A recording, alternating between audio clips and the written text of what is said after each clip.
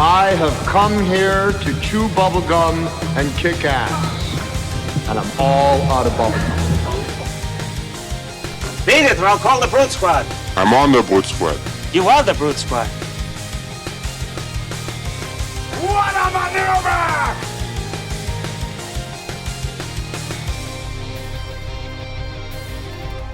Oh my God! I declare myself the franchise as the new ECW Heavyweight Champion of the World!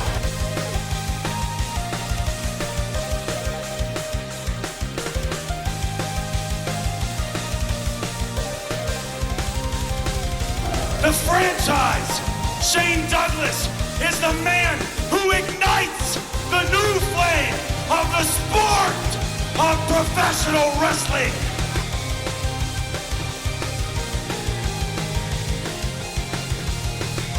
It's still real to me, damn it!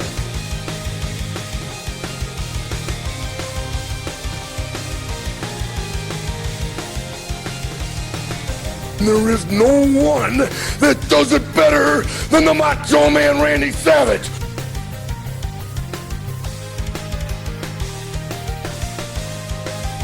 Shut up.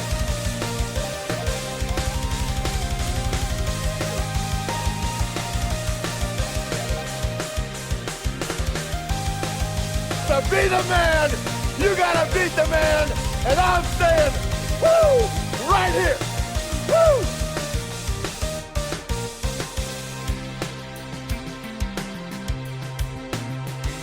For the thousands in attendance and the millions watching around the world, ladies and gentlemen, let's get ready to rumble!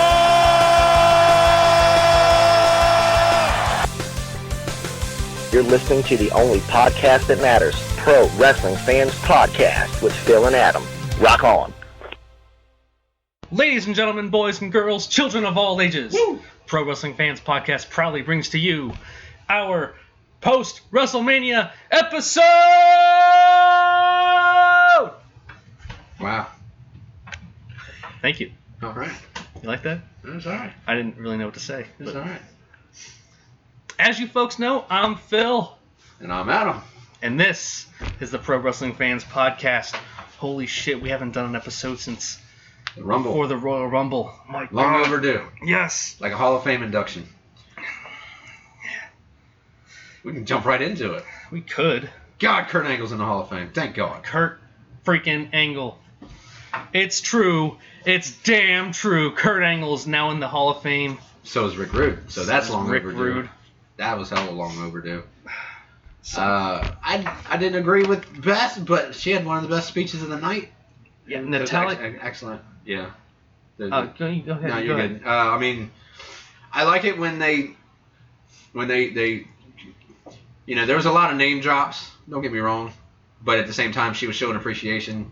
I didn't know this stuff about Molly Holly, which was That was awesome. pretty fucking amazing. Molly Holly paid for her to train. right, and gave her ring gear, and Yeah. just got her started. That's love, man. So that's fucking amazing. And then for her to drop Chyna's name at the Hall of Fame, knowing damn well, yeah, that was fucking epic too. And then you got fucking Tony Chimmel dropping names. The Rated R Superstar. Like, wow. You got super kicked at WrestleMania 12. That's what I remember you for. Look, he gets to do whatever the fuck he wants, okay? He took that like a champ. I don't think he saw it coming, just like Stan. But we'll get back to that. Stan. I just kicked Stan. Hell no, he didn't see that shit coming. Oh. And the best part of that was Shawn Michaels' reaction, just kind of, I just kicked Stan. Triple H is like, I don't know what's it's entertaining, but it's I'm talking funny about as hell. Chimmel. What the hell are you talking Oh, Chimmel. Oh, okay. I'm talking about Stan. I forgot all about Stan, but okay. Stan. You just gave a hand sign of 10 Yeah. on a podcast. Yeah, This is they not can't a see it. visual medium. I kind of missed That's it. okay. The That's audio, visual. All right. But okay. Look, just like Paul Heyman, stick with what you're good at. Don't do shit you're not good at. All right? That's why ECW didn't have pyro and shit. There Didn't you need go. it. Didn't need it. Right. We had lights, and that was enough. And if you didn't know who the fuck was coming down the aisle, fuck it. You wait till it come out and then you cheer. There you go. But Rock and Roll Express, Teddy Long. Classic Rock and Roll Express. Oh my god. I was more excited to see Jim Cornette. Oh god. Jim Cornette, they gave him a live microphone. I was like, this could be really, really good. This could be really bad. Really good. Bad. Right. Yeah. Oh my god. What's he gonna say? What's he gonna say? And he didn't do nothing. It was like, oh. He kept it nice. That was good. He got paid well. And Vince was like, you shut the I'm fuck up. sure he did. You shut the fuck up and don't say shit. You know they had guidelines. You know. Like Jim, that crazy shit you want to say? Don't. Bret Hart gave it a 4. It was pretty epic. So whatever. Yeah. But Eric Bischoff, DDP. I like Bischoff's speech. Yeah. And with what he was saying, Dusty should have been the one to induct him if Dusty was here. Dusty, man. Yeah. Think about all the guys that Dusty Rhodes has impacted NXT or had impacted the entire roster of NXT. Yeah. Guys like DDP. I mean, years. Without Dusty Rhodes, DDP would still be Diamond Stud. Wait, that's Scott Hall. Yeah. There would be no Scott Hall. Right, see? Even Scott Hall says, there are ripples effects, man. Jesus. There would be no Scott Hall. There would have been no NWO. Oh my God. Wow. 96 as a whole would have sucked. Yeah. Except for ECW. 96 was a good year for ECW. Not so much for WWE. And I mean, Shawn was champ, Brett, blah, blah, blah. But 96, not the best year for wrestling, but it had highs and lows. It had highs and lows, man. Nothing special. As far as the Hall of Fame, he didn't. I mean, I understand he did it from an entertainment value. The cowboy hat and the milk and the sexy Kurt and Oh shit. Yeah, I was like, you don't have to do this. I don't know if I could sit through this, but I get why he did it. Kurt was really trying to instruct the next generation. Yeah. Like, get yourself over as a person and as a character too. Problem with that is, okay, say you're the talent or whatever. You're trying your damnedest. You're throwing ideas. You're trying to, let's try this. Let's do this gimmick. Let's do that. If the writers and the fucking people and fucking creative don't give you anything, you don't go anywhere. And there was one thing that Brodus Clay came up with, the Hall of Pain. And gave it to Mark Henry. And then they used it on Mark Henry. See? Yeah. Terrible. So that's another thing they have to look out for, too. See? Gimmicks. And just, I liked it, what you came up with, but we're going to give it to this guy. I really think it fit better for, Mark Henry, because Brodus Clay was a new guy. Like, who the fuck are you to have a Hall of Pain? Right. You know what I mean? He was supposed to be this gigantic, destructive monster, and he ended up coming out dancing like a fucking idiot. It just fucked you all up. Gave you Ernest Cat Miller's theme song. Like, yeah, he ain't going to care. No, just... Somebody probably called his mama, and he probably does care. Brodus was a failure from the start. He was Edge's background bodyguard at WrestleMania. Edge's last WrestleMania against Alberto. He was? Yeah. Yeah. That's how fucking nobody remembers. Nobody remembers him being Edge's bodyguard. Taken? Edge's last Mania. Look it up. Unless you remember, then points for you. But yeah, Hall of Fame was pretty epic. Let's see, we got in the Hall of Fame now Theodore Long. Yep. Long career. I didn't know his career went back that far. Doom. I remember him being a manager of Doom. Yep. Which was fucking epic. Yep. But yeah. Managed Taker. Managed I knew he was a manager. Yeah. Undertaker, Dan Spivey. I think Sid Vicious, maybe? No? Probably not. Definitely me and Mark Callis. Yeah. I remember him as a referee. I remember him... refereeing on SmackDown, and then suddenly he was SmackDown's general manager. Right. No explanation. Right. He just said, you're going to be GM. Okay. It's the... and that was after the White Boy Challenge. Come on. Yeah, Chris Nowinski, Rodney Mack, Jazz. I remember all that. He went back to being a manager. Goldberg was the one who broke the White Boy Challenge thing. Yeah. Rodney Mack is a beast, just by the way.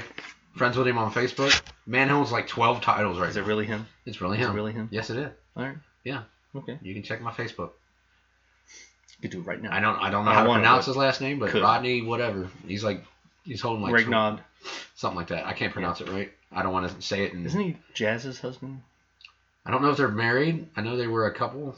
I don't know if they still are, but they were for a while there. But he's got 12 championships, whatever federation he's in right potential future, maybe possible Hall of Fame. Wait, she's in the Hall of Fame. Right? He's a friend on our page. No, I was thinking of Jackie. My bad.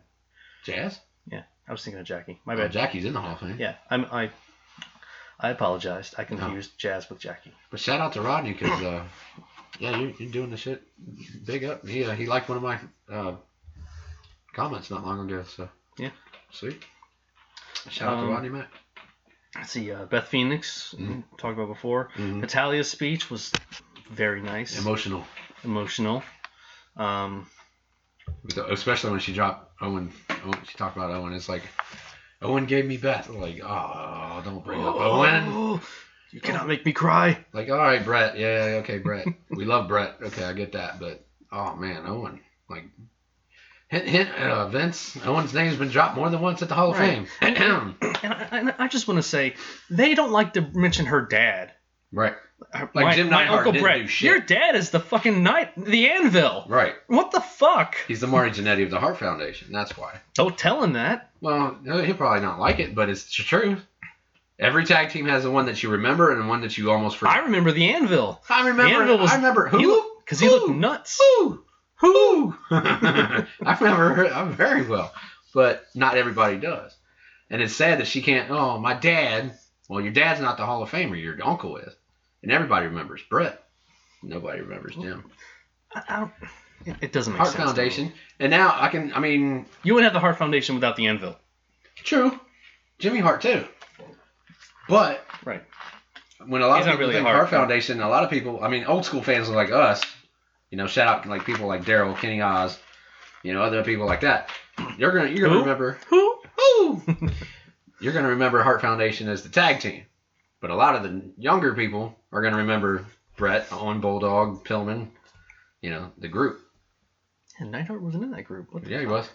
He was? He was. Yeah, there was. But he was like underranked by Pillman. Like it went Brett, Bulldog, and Owen that tied at number 2, Pillman, and then Neidhart. Like, I guess I'll be over here, guys. What did you do? You were like, he was like the guy that did the run-ins and the interferences, and that was it. Like, oh, he's disqualified now. Oh, yeah. Jim Neidhart, you bastard. But yeah, I'd shake his hand if I met him. Hell yeah, get a selfie. Just like we did when we met Fred Ottman. Oh. Shout out. Fuck yeah, we met Tugboat, dude. Yeah, we met Fred Ottman, also known as Typhoon, Tugboat. Shockmaster. He had the Shockmaster mask with him. And the wall. And he broke through a wall like the day before. We missed it. We went to the Horror Hound convention at the Sharonville Convention Center, and a couple weeks ago. It was a couple weeks ago. Fred was there. Kane Hodder was there. One of the Jasons, most memorable Jason. Yeah. Anyway. Main Jason. Yeah. Talked to Fred for a few minutes. Awesome guy. I didn't even think to have him do a little recording for us. Oh, that'd have been epic. I should have. Oh, I'm usually on it, but I have my kids. I posted the picture that like before we left the damn convention center. Yeah. I was that like, what a mark out moment because he's a normal guy. Shook our hand, just like probably the highlight of the day. But walking into the main area, I'm like, where's Fred? Where's Fred? Right. Scanning the whole place. Where's Fred? He's not in this room. Next room. Where's Fred? Phil invited me. He was like, I was like, who's gonna be there? Tugboat. All right. So I will go. Very cool guy. Very opinionated about today's people. Had a lot to say about the Hall of Fame and who's in it, and didn't care for the celebrity wing too much. But other than that, really good guy. He was really political with a lot of his answers. Yeah. Fine. Yeah. I want to know if he if like some young dude out there was like his favorite guy, right? But he wouldn't name names. I'm like, oh. Well, he did mention a certain person's name, but we'll get into that later because he's like the most hated guy in wrestling right now. That one guy. That one dude with the hair, long hair, wears black with a vest, and gets booed every fucking time I see him. Yeah. Bastard. We'll get into that later. Yeah. But thank you, Fred Ottman, for taking the time to talk to us at the Horror Hound convention. That was freaking awesome. He's on the page, right? He's on the page. I don't think he posts, but I always see his posts. I'm friends with him on Facebook. Right, me too, I think. Pretty sure. If not, I need to get back on there. Which also, the natural disasters were rumored to be going to the Hall of Fame this year, and that didn't happen. Didn't happen because they got the Rock and Roll Express. Maybe next year. I already have my. I'm hoping for next year. I already got like the top 3 people to go in next year, but we'll have to cover that when we get to it. Well, shit. Who's your? Undertaker's going in next year. All right, dude. Undertaker's a dead giveaway. Right. Fine. Owen Hart. Owen Hart needs to be in the fucking Hall. Owen Hart and the British Bulldog. Or definitely. Or both. Both. Yeah. And then put in the natural disaster. Natural disasters. China. Yeah. I know. Tough subject. I mean, I want to say China belongs in it for the wrestling aspect of her life. But if you Google search China, wrestling is not going to come up. I get it. Wrestling's not coming up. But her career was. I mean, she broke barriers. Career. She broke barriers. Okay. Oh yeah, first woman IC champ, first woman to be in a Rumble, first, a lot of firsts and a lot of breakthrough stuff for women. I get it. So much awesome TV, like her and Eddie Guerrero, her and Chris Jericho dancing with Too Cool. I mean, she was a founding member of DX. Okay. Yeah. And as much as Hunter Hearst Helmsley doesn't want to admit it, she should be in the Hall of Fame. He was tapping that. Yes, he was. But he left that for Stephanie, and I can't blame him. And I don't know all the backstage stuff. I'm just saying. Yeah. I mean, they got together really soon. You know what? Hey, who am I? I'd done the same thing. I ain't gonna lie to you. If I'd have known then what I know now, if you talk to Triple H in '96 and be like, "Hey, this is where you could be in 2017," yeah, I'd have done. Really? The same thing. I'm running this shit. Oh yeah. Oh yeah. Fuck this Hunter Hearst shit. You're COO. Oh well, shit. We're changing your name from Triple H to COO. Oh, cool. I don't get it. All right. But yeah. So yeah, Hall of Fame.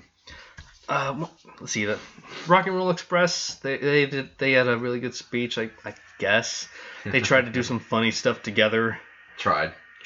It was like okay, that's funny. I feel like Ricky Morton liked to take the spotlight. You know what I mean? Yeah. Yeah. Yeah, I saw that. Especially with his bit at the end. I love this guy, man. Well, fuck, man. How does he follow that up? You asshole. I understand, but fuck. Right. What are you doing? Love it. This is for both of you. Love it. And Robert Gibson's there just like, that's not what we talked about. We didn't rehearse this. We're done, aren't we? I thank you, man, but shit. Right. Like, yeah. Now if I say it, I look like I'm just saying it just to be saying it. We didn't asshole. Rehearse this. It was funny nonetheless. It's like it wasn't like ha ha ha funny. It was more like oh okay. Oh, thanks, man. That's cool. One thing I noticed in DDP's speech, it took him forever. To me, it took him forever to thank Kimberly. Ah. Bring up the Nitro Girls. I mean, she was his wife for a long time, and she got him into yoga, and that got him back into wrestling. Right. Without her doing that, yeah, he would not have been in the Hall of Fame. Right.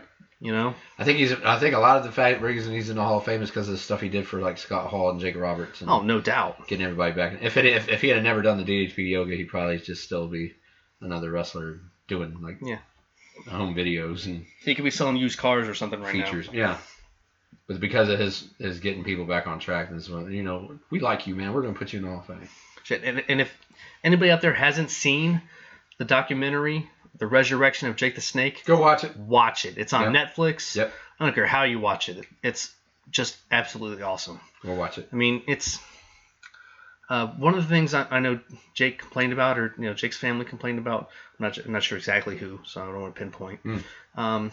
From the documentary that came out around 2000. Yeah, I have that. Beyond the Mat. Oh yeah, that one. When they were talking to Jake, they were just they were just there to record how shitty his life had gotten. Yeah. You know what I mean? A lot of depressing ass shit. You found out a lot of stuff like his fuck. I don't want to say this the wrong way. His dad didn't want him in the business. His dad was with his grandmother, cheated on his grandmother with his mom, and ended up having Jake. Wait, I'm sorry. Okay. I get it. I'm just, I never heard it just that. sounds weird. Like his grandmother was apparently like they were dating, the woman that ended up being his mom's grandma. mom. Right. Okay. His dad Because the way was with her. I hear banjos when you say it a certain way. That's kind of it. And he was supposed to be with her, went and cheated on the young girl in the bedroom that ended up being his mom. Oh, man.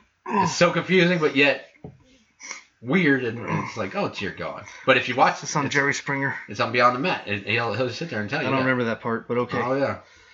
And then his daughter, was all upset, and I don't know my dad, and I'd like to get to know you, and the drugs are taking over, and it's just like sad, depressing-ass lifestyle storyline. Like, oh, my God. Mm-hmm. I don't have the reservation of Jake Roberts, but I have the DVD of, like, his whole career, just, like, everything from AWA all the way up. Nice. So... well, what they were getting at is that the people that did that documentary didn't seem to give a shit about Jake. So when DDP and his crew showed up, they were apprehensive about it. Like, the last people that did a documentary with Jake didn't give a shit. Yeah. Is that what you're doing here? Yeah. Like, no, we care. We want him to be okay. Right. So I don't know if DDP bought the house or what. Probably did. Oh, yeah. And Jake moved in with DDP for like 3 months. I mean, day in and day out, we're here to help you. We're going to help you get back your life. Not just get physically back in shape, but get your life back together. Right. So that made it just fucking awesome. Right. That DDP cares so much about people. I imagine there's more people even reaching out to him besides Jake and Scott Hall. Yeah. Scott saw what he did and was like, dude, I need your help. Right. He was in a wheelchair, dude. And it's like fucking... Now he's up walking and shit and doing fucking shows and you get him, appearances and autograph signings and shit. It's like, fuck yeah, because there was a time I remember a couple years ago we thought we were going to lose him and like he was going to be one of the next ones gone. He's going to be on the fucking wall. Like, oh dear God, no. He's over here somewhere. There he is right there. You can't see that, but he pointed to the corner on the other side of the room. Yeah, I know you can't see it, but I know where they're at. You say a name, I know exactly where they are. It is my basement. Hashtag the basement. Hashtag the basement. But yeah, totally watch that. Rick Rude's kid gave a great speech for him. Dude, it's huge. That guy's fucking huge, man. If he's not wrestling, he needs to. Like, train that motherfucker. Like, you at least played football or something, basketball, didn't you? something. God damn. Dude is a monster. And was his daughters with him? Yeah, that was Rick's daughter and his wife. They both look like daughters. Like, good Lord. And crowd's fucking cheering for the woo! Like, the girls was like, shit. Ric Flair was like, yeah. Brad Maddox was like, yeah. I like them young. Had to throw it in there, man. Gotta cover that shit.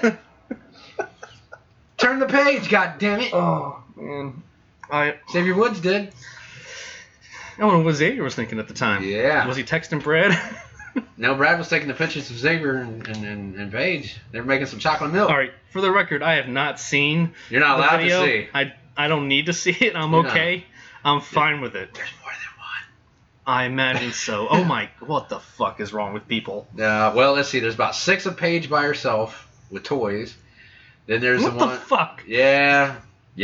Why are you recording this shit? Why in Because the she's fuck? a naughty little fuck. And then there's one with her and Brad, and you just see the sex act, and then he kind of pans up to, hey, look, it's me.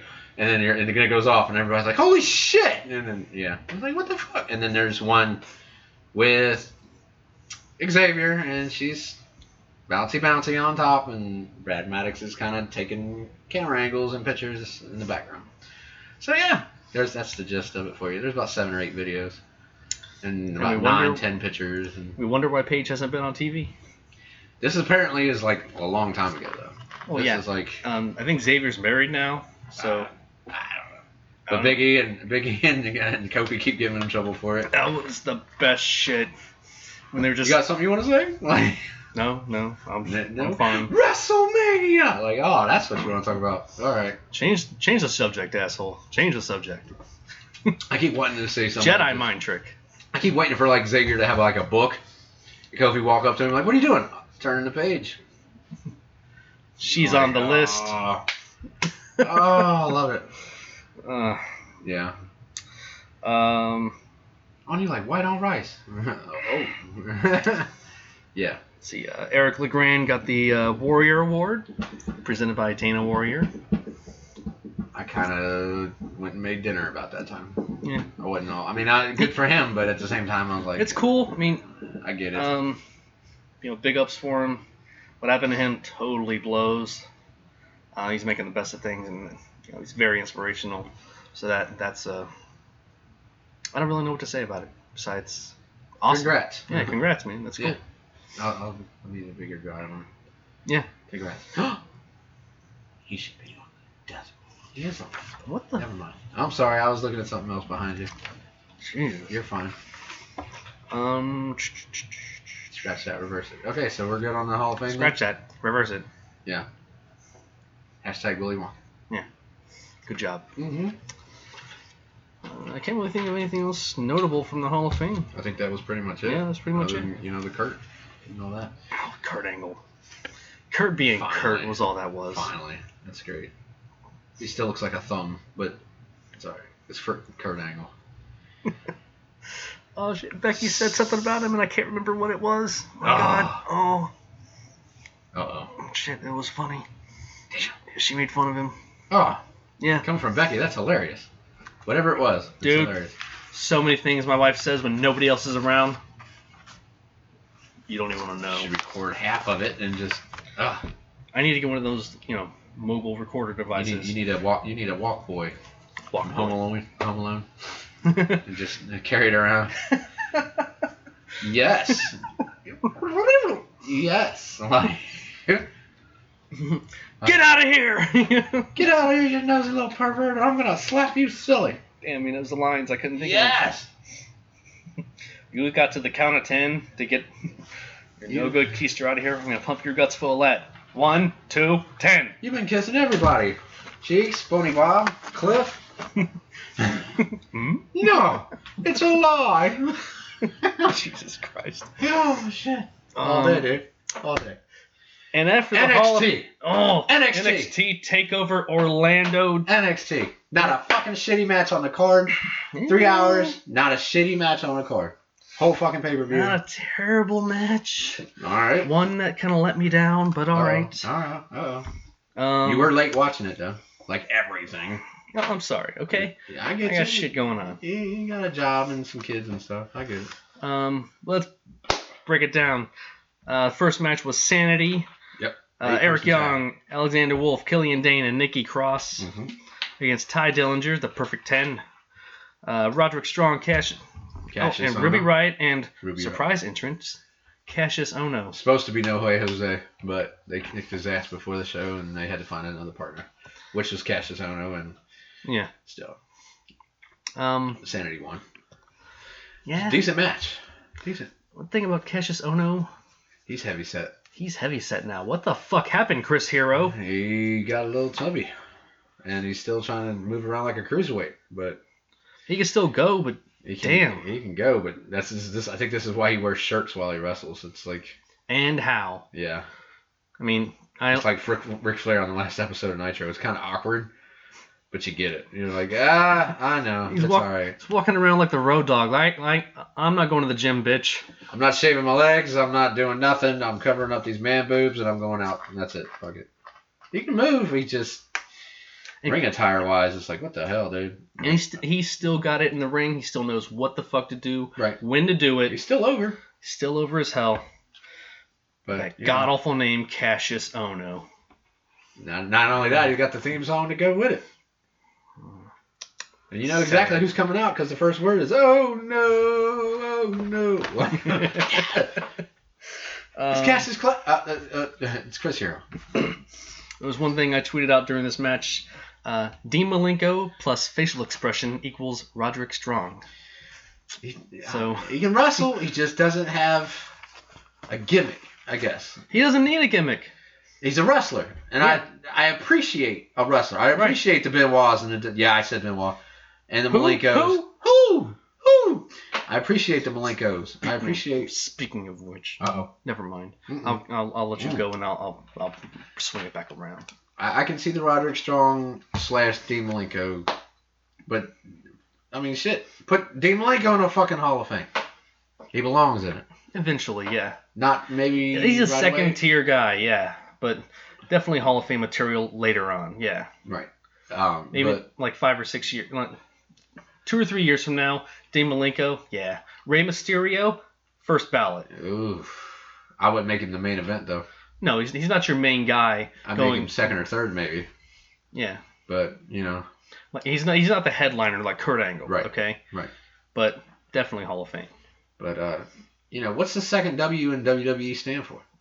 Wrestling. Right. So perfect fit, especially on NXT. But they care more about the E than the W's anymore. Vince does. Vince does, yeah. But he's the boss, so he gets the last say. You can have great ideas all day and throw them at him, and if he turns it down, then it's just a no-go. Exactly. So that's the main problem. I think there's a lot of creative ideas because look at the Raw after Mania. All this shit that just happened, we'll get into. But a night like that, we can't have it every night. But when the fans get what we want, we appreciate it more. But I'm surprised Roderick Strong isn't on 205 Live. He's perfect for 205 Live. I'm surprised Finn Balor ain't on 205 Live, but Finn well, Balor's a main eventer, so right. I'm surprised Austin Aries on 205 Live. Like he belongs. Maybe he wanted there.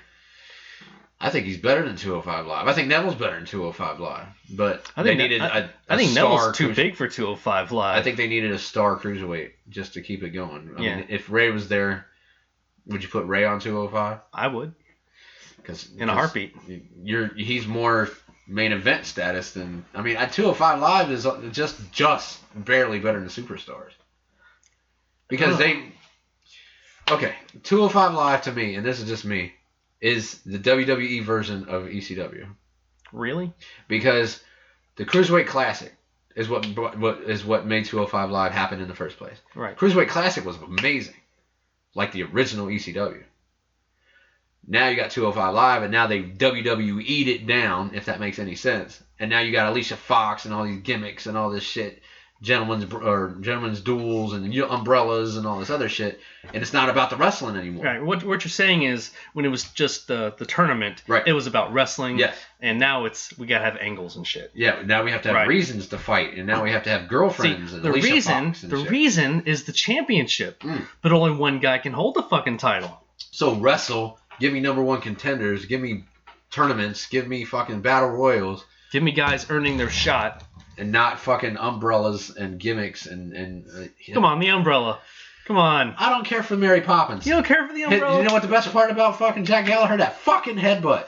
That is disgusting. Jesus and Christ. Ugh. Jack Gallagher. It hurts me every time I see it. Jack Gallagher should fucking be a spokesman for aspirin. Just because. That shit looks like it hurts every fucking time, and it's... How does he not have a concussion? Dynamite Kid would tell you to stop that shit. Right. Benoit might say something too, but he's not here to say anything. Oh. Speaking of, Too soon? Speaking of, Kurt Angle. Hey, who else helped you in your career? Huh? First ever SmackDown Tag Team Champion. Right. Angle and those triple threat matches for the multiple titles. There was 3 guys in there. It wasn't just Angle and Jericho, right? True. Survivor Series 2002. Angle and Benoit versus Eddie and Chavo versus Ray and Edge. Fucking match of the night. I forget when it was. Like if it was on Raw or if it was a pay-per-view. Cage match. Who did Kurt Angle try to moonsault onto from the top of the cage? What? A lot of great matches. Tons of great matches. Royal Rumble 2003. Benoit and Angle. And hell of a match. And I understand. I do. I really, really do. You don't want to mention him, but that shit happened. It did. Did you read JR's? They asked JR if he belongs in the Hall of Fame. If Benoit does? Yeah. Asked him about Benoit. Straight up, he said, he's straight up, and then the best line of the whole interview, his in-ring work is Hall of Fame worthy, but the last 24 hours of his life canceled it. Yeah. Best fucking thing he's and that's absolutely correct. It is. I don't want to see him in the Hall of Fame. But I don't want to pretend that what happened in his career didn't happen. Just like Hogan. They acting like shit didn't happen because of one or two choice words that he happened to say. Hulk Hogan's an asshole. He's an asshole, but he's fucking wrestling royalty. Right. He always will be. Just like Ric Flair. But Ric Flair was known for wrestling. Hogan was known for entertainment. Totally different, but still Hall of Fame, still fucking royalty. JR said that, he said, let's say that The Rock goes in the same year Benoit goes in. He said, nobody's going to remember that The Rock went in. They're going to remember that a murder-suicide victim went in. He said that's how the media is going to take it. Like, oh, WWE's inducting a murderer. Or, you know, they're inducting somebody that killed his family and killed himself or whatever. We're going to have to wait 60 years until it can be a legacy entry. That's all he's going to get, you know? Man, he might get... At best. He deserved more. If he'd have been alive, yeah. If he was alive and retired, he'd be in the Hall of Fame now. Definite Hall of Fame. You know, 4 Horsemen, all the shit in WCW, ECW, hell of a career in the ring. But your lifestyle and what you did out of it is canceling what you did in of it, which is a fucking shame. If something were to come out, if there were evidence that would say, oh, what we thought happened didn't happen. It happened some other way. Kevin Sullivan come out and tell the truth. Taskmaster had something to do with that shit. No, I don't know. There's so many conspiracies. Hey, man, we've talked about that. It's like the Kennedy assassination. There's so many conspiracies. Like, God damn it. I'm not saying he did it. All right? But if you want to ruin the man that ruined your life, you ruin his name forever. Ugh. Yeah, I mean, that's some Lex Luthor shit. It's a possibility, but I guarantee you Kevin Sullivan's never going to the Hall of Fame either. Everybody hated Kevin Sullivan. Everybody. Backstage. I mean, that was like... Taskmaster! I'd rather get in a fight with fucking Haku. Ooh. Ming. Would you rather drive down the road with Kevin Sullivan or face Ming in a... hardcore match. In a hardcore match. Where are you going? I'm going to get my stuff. I'm finding Ming. I'm getting the ring gear. I'll be out in a minute. What time we go on? Oh, now. Shit. Let me stretch. Let him. He's winning, right? All right, I'll make it quick. I gotta sell what? Oh shit. Ming, tonight your finisher is the finger poke of doom. Fine. I'm going through how many tables? Oh shit. And it's a poke in the chest. It's a poke in the chest. Don't get any ideas. Tongue and death grip. I'm done. That's it. Fuck. Yes, how did we get on this shit? I don't know. My God. We ramble. We was on NXT. How the fuck did we get to Ming? Let's go to Aleister Black's debut against Andrade Almas. Yes. Fuck yes. Tommy that match. End. Okay. Hashtag Tommy End. The open match, I give it a C+. What would you say? It's okay. All right. I like Sanity, so I'm okay. I like Eric Young. Okay. But I like Ty Dillinger too, so I see the rivalry going a little longer than. No, not now, because Ty went to SmackDown. But we'll cover that later. And yeah, I'll cover that later. I got something to say about Ty. What grade would you give the opening match? B-. B-? Yeah. Okay. It's Aleister Black. Sorry. Go ahead. I'm stepping all over you. Go ahead. No, you're good. I mean, it was good for an 8-person tag. I don't know who Ruby Riott is yet. I'm just learning. But that drop kick was sick.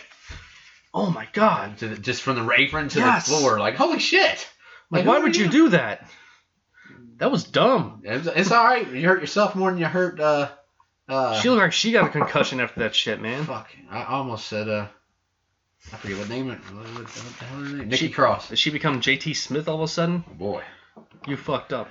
But yeah, it was a decent 8-person tag. It was a good opener match. Right.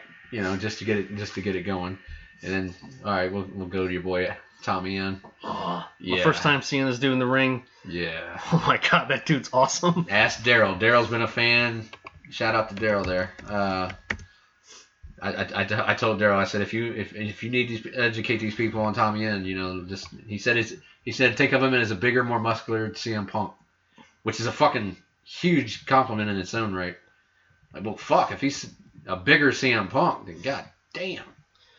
But that man is agile and flexible as a motherfucker. That backflip to the fucking Indian, the Indian style sit down, that was just like shit. Crisscross applesauce. That's what they call it at preschool. So Indian style. Yeah, Indian style. And then just sat there like, come on with it. Like, oh shit. Too many tattoos for my liking, but hey, he could have wore tights instead of like leg tights. Just cover that shit up. I'm not too big on the. It's him. No. It's whatever. I don't know. I've never been a fan of the Ultimate Warrior, Steve Austin, Rock, type tights. I've always been just cover the legs. I ain't trying to watch your junk. Sorry for backtracking. Ruby Riott was Heidi Lovelace in other wrestling. Yeah, I've seen that also. But back to sorry, I'm not too familiar with her. Me neither. But yeah, that dropkick off the. Anybody wants to educate, feel free to post and please do. Education is awesome, especially wrestling education. Aleister Black, Jesus Christ, that movie's something. Dude, just the kicks reminded me a little bit of a Tajiri type. A lot of people are doing a lot more footwork with the kicks and the knees and the finishers. Like the Shinsa. Oh God, Shinsuke. Yeah, Shinsuke. Shinsuke. What the with fuck? His finisher. Shit. I hear Corey Graves yelling it, but I can't remember what the fuck it's called. Kinshasa or some shit like that. If I try to think it's about it. It's a running knee kick. That's just knocking the fuck out. It's like, oh shit. But a lot of more, he just lifted him up with his foot. What was that? Andrade? When dude. And he just picked him up with his face and just turned around, just like, oh God. Like that. The setup was the most brutal part. Like, oh, that's embarrassing. And like, oh. And his footwork is amazing. And I want to say, this match was really a testament to Andrade Almas too. Oh, dude is underrated. Hell yeah, he is. I want to see both of these guys on the main roster really soon. I like Almas. He he's got that shitty little. I don't think he needs the gimmick. Just come out as a badass. Fuck the whole. I get you're a Mexican and you want your heritage and your background. I get that. But you don't need the whole, Miami, I got the whole Scarface looking gimmick thing. That's been done. It's been done. Razor Ramon did that shit when he debuted back in '93. You're good. We don't need it. Just come out and do what you do in the ring. Like that whole just hanging in the ropes thing he does. I love that shit. It's like, oh, and you never see it coming. It's like, oh shit, look at that. Like, it's not a move, but it's captivating, and it's like. It's like Eddie or Sean laying on the top turnbuckle. It's like just catches himself and he just hangs there like oh wow, okay then. Cool. Oh shit! I'm looking at the guys that trained Aleister Black, Chris Hero, one of them. Nice. Bob Stryper, Chris Hero, Johnny Kidd, Mike Quackenbush, Nigel McGuinness. Yes. Yes. Which I love Nigel on NXT. Yes. I love him on commentary. Yes. The guy knows what he's talking about. Commentary works when there's a wrestling. I don't know how to describe it. Not a wrestling nerd, but a wrestling like a JR or a Matt Striker that knows what he's talking about. Mike Tenay. And then you have a former wrestler like Jerry Lawler or Taz or somebody on the booth. Like Michael Cole and Taz worked. Yeah. Jerry Lawler and JR worked. You have a guy that knows what he's talking about sitting with a guy that's actually been in there and done it. That's when it works. Coaching Al Snow, not so much. I mean, there's been shitty ass commentary. Percy teams. Watson. But see, this shit. Gorilla and Bobby Heenan. God damn, probably the best commentary team. I'd say just above JR and Lawler. Just above. That's a 1A and 1B situation right there, sir. They're so close, it's like, oh! Shivani's never going to be in my top anything. I hate Tony Schiavone. Really? With a passion. I love Mike Tenay. Mike Tenay knew his shit. But I'd rather have Mike Tenay and Bobby Heenan than Tony Schiavone at all. Tony Schiavone belongs in the back doing interviews next to fucking Charlie Caruso. Charlie Caruso is a fucking fox, just throwing that out there. Who? Yeah. Okay, did you watch Raw? Yeah. She interviewed Jericho. Little short-haired brunette. Oh, that chick. The one that was like, who the fuck is that? Yeah. She's the hottest thing next. She has a weird face, man. No, she don't. She's sexy as fuck. She's probably the hottest chick on the fucking show. Other than fucking... I spelled Charlie. Alexa Bliss. I'm on Google. I spelled Charlie like a dude. Hold on. Yeah, CHRLY. Charly. I had a Homer Simpson moment. But yeah, dude, she's fucking hot. And there's guys on the page like, I don't know who the fuck she is, but god damn, like, yeah, dude, she's banging. Oh, okay, yeah, fine. Yeah, she's banging. Whatever you say. Right underneath Alexa Bliss, and Alexa's right under Velvet Sky. Velvet Sky's still the hottest chick in wrestling. Even though she ain't wrestling, she's the hottest chick in wrestling. So it goes, well, my personal opinion, Velvet, Alexa, Charly Caruso. But that's just me. Viola. Nice. She was hot 98, 99. Kimona Wanalea was a little hotter too. Good God. The night she danced on top of ECW Arena. Tommy took both of them. He's hardcore. I'm hardcore. I'm like, that's one of those moments that'll just live on. That's better than any championship he's ever held. But yeah. Match number 3. Shit. All right, this was match of the night.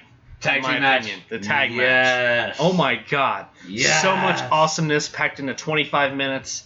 Dude. And they gave him time to showcase it too. Yes, they did. Because it's a fucking revival, DIY, and AOP. AOP was just there. All right, AOP did what they were supposed to do. Dominate. This was obviously the other two teams or some agent backstage saying, okay, this is what we're going to do. You guys are the big motherfuckers. They're going to try to take you out kind of together, which they did.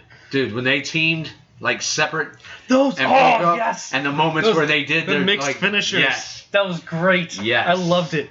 Oh my god. It's like wow, like it was just I love Johnny Gargano. I'm a huge fan. When him and Scott Dawson looked at each other, it was like, are they gonna fight? Like the bell rang and they look at each other and then they all four turn toward AOP and I'm like, yes!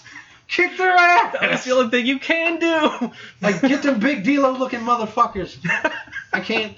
Get D-Lo's big brother the fuck out of here. It's like D-Lo had a clone and they both joined the Shield. Like, what the fuck? It's like, what the?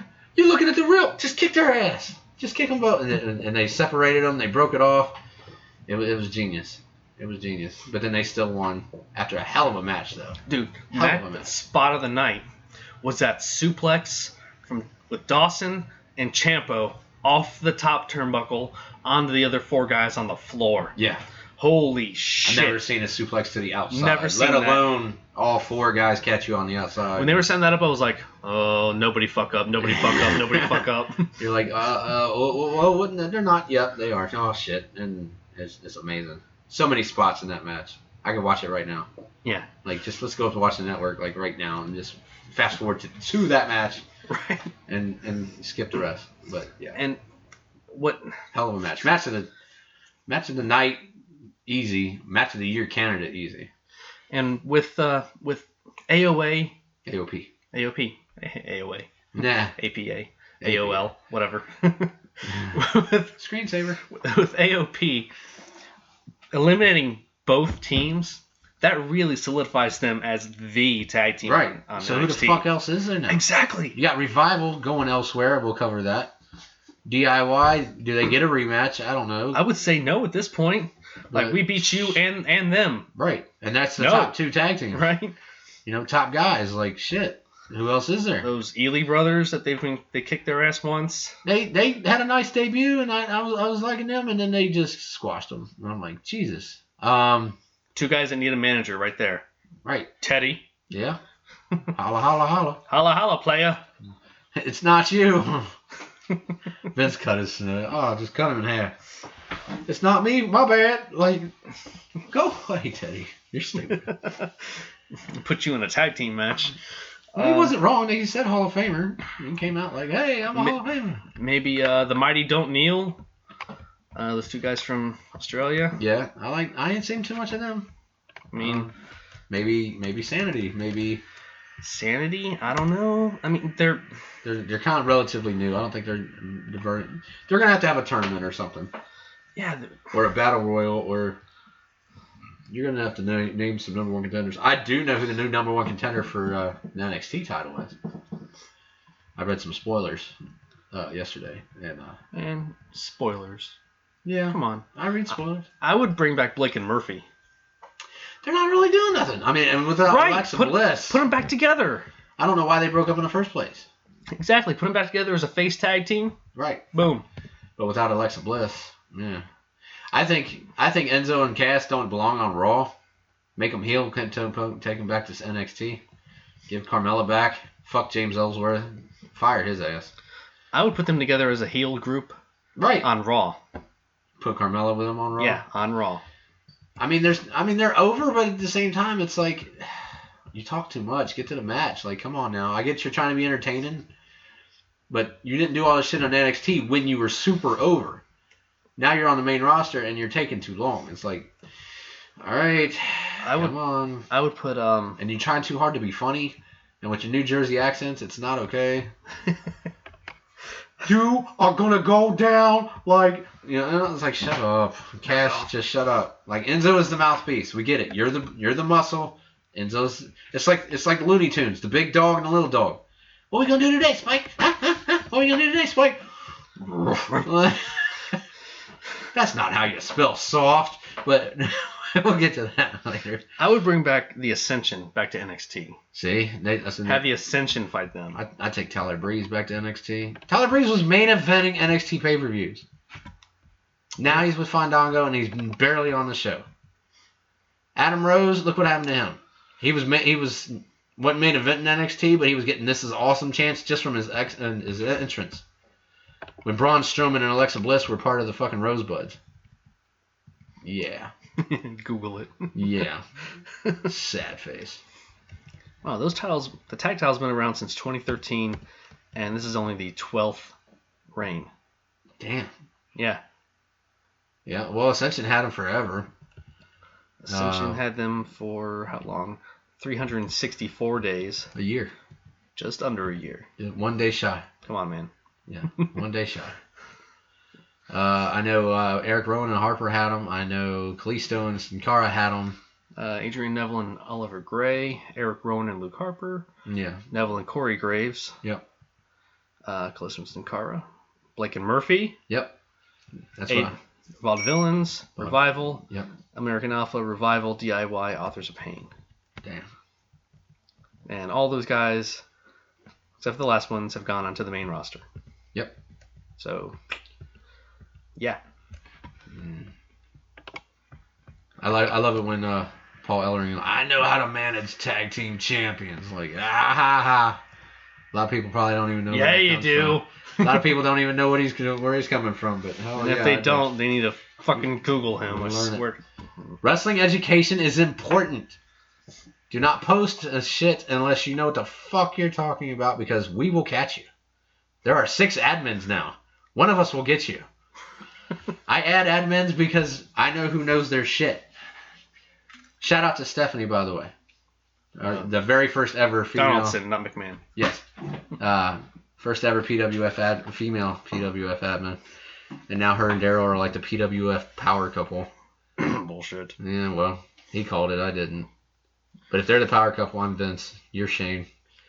Not your kid, man. You're not my kid, but you know your I'd rather shit. be Paul Heyman. You want to be Paul Heyman?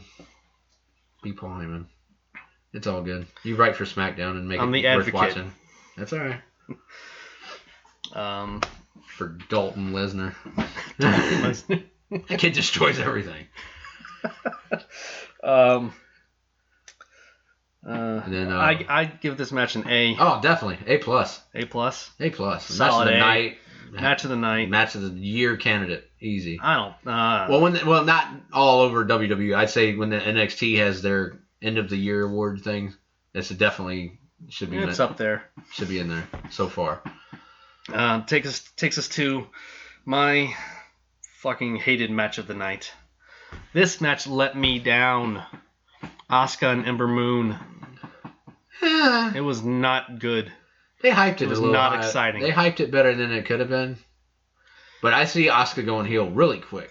I see her being like, "Fuck you, bitches! This is mine." The interviews at the pool. You know what I'm saying? You know, the moon sets and blah blah. The sun rises. I'm the sun and all this shit. And she's got that little cocky ass attitude and everything. from her broken English ass. It's all right. She's Japanese. Leave her It's alone. okay. She's learning. But I see her. She knows speak English. What the She's fuck? easily going. I can see her easy being a heel and just she's breaking rules. She's cheating to win, and it's like, you know what? I'm okay with you being heel. I want to see her not lose the NXT title and go to Monday Night Raw. Retire as champ and just drop it. Yeah, just a women's championship tournament or the women's tournament, whatever. Not even that shit. Fuck that. That's coming in August. Yeah. So you'll get an influx of new talent on NXT from that. Right. Great. Around that time, drop the title. Have whoever wins that tournament be the new NXT Women's Champion. Have Asuka go to and Raw or have SmackDown, whatever. Have the girls that are currently on NXT in that tournament. I want Asuka versus Charlotte. I still want it. But if she's going to be heel, it's probably going to be like Asuka Bailey Part 2. Asuka goes to Raw. Yeah. Kicks Bailey's little ass. If she goes to SmackDown, she's going to dominate. There ain't a bitch on SmackDown that can touch Asuka. Not even that. Your name Alexa Bliss, right? Alexa Bliss? Haha. You hand me title now. Naomi? Haha. I make you glow in dark. Like, and Becky's like, hand her the title.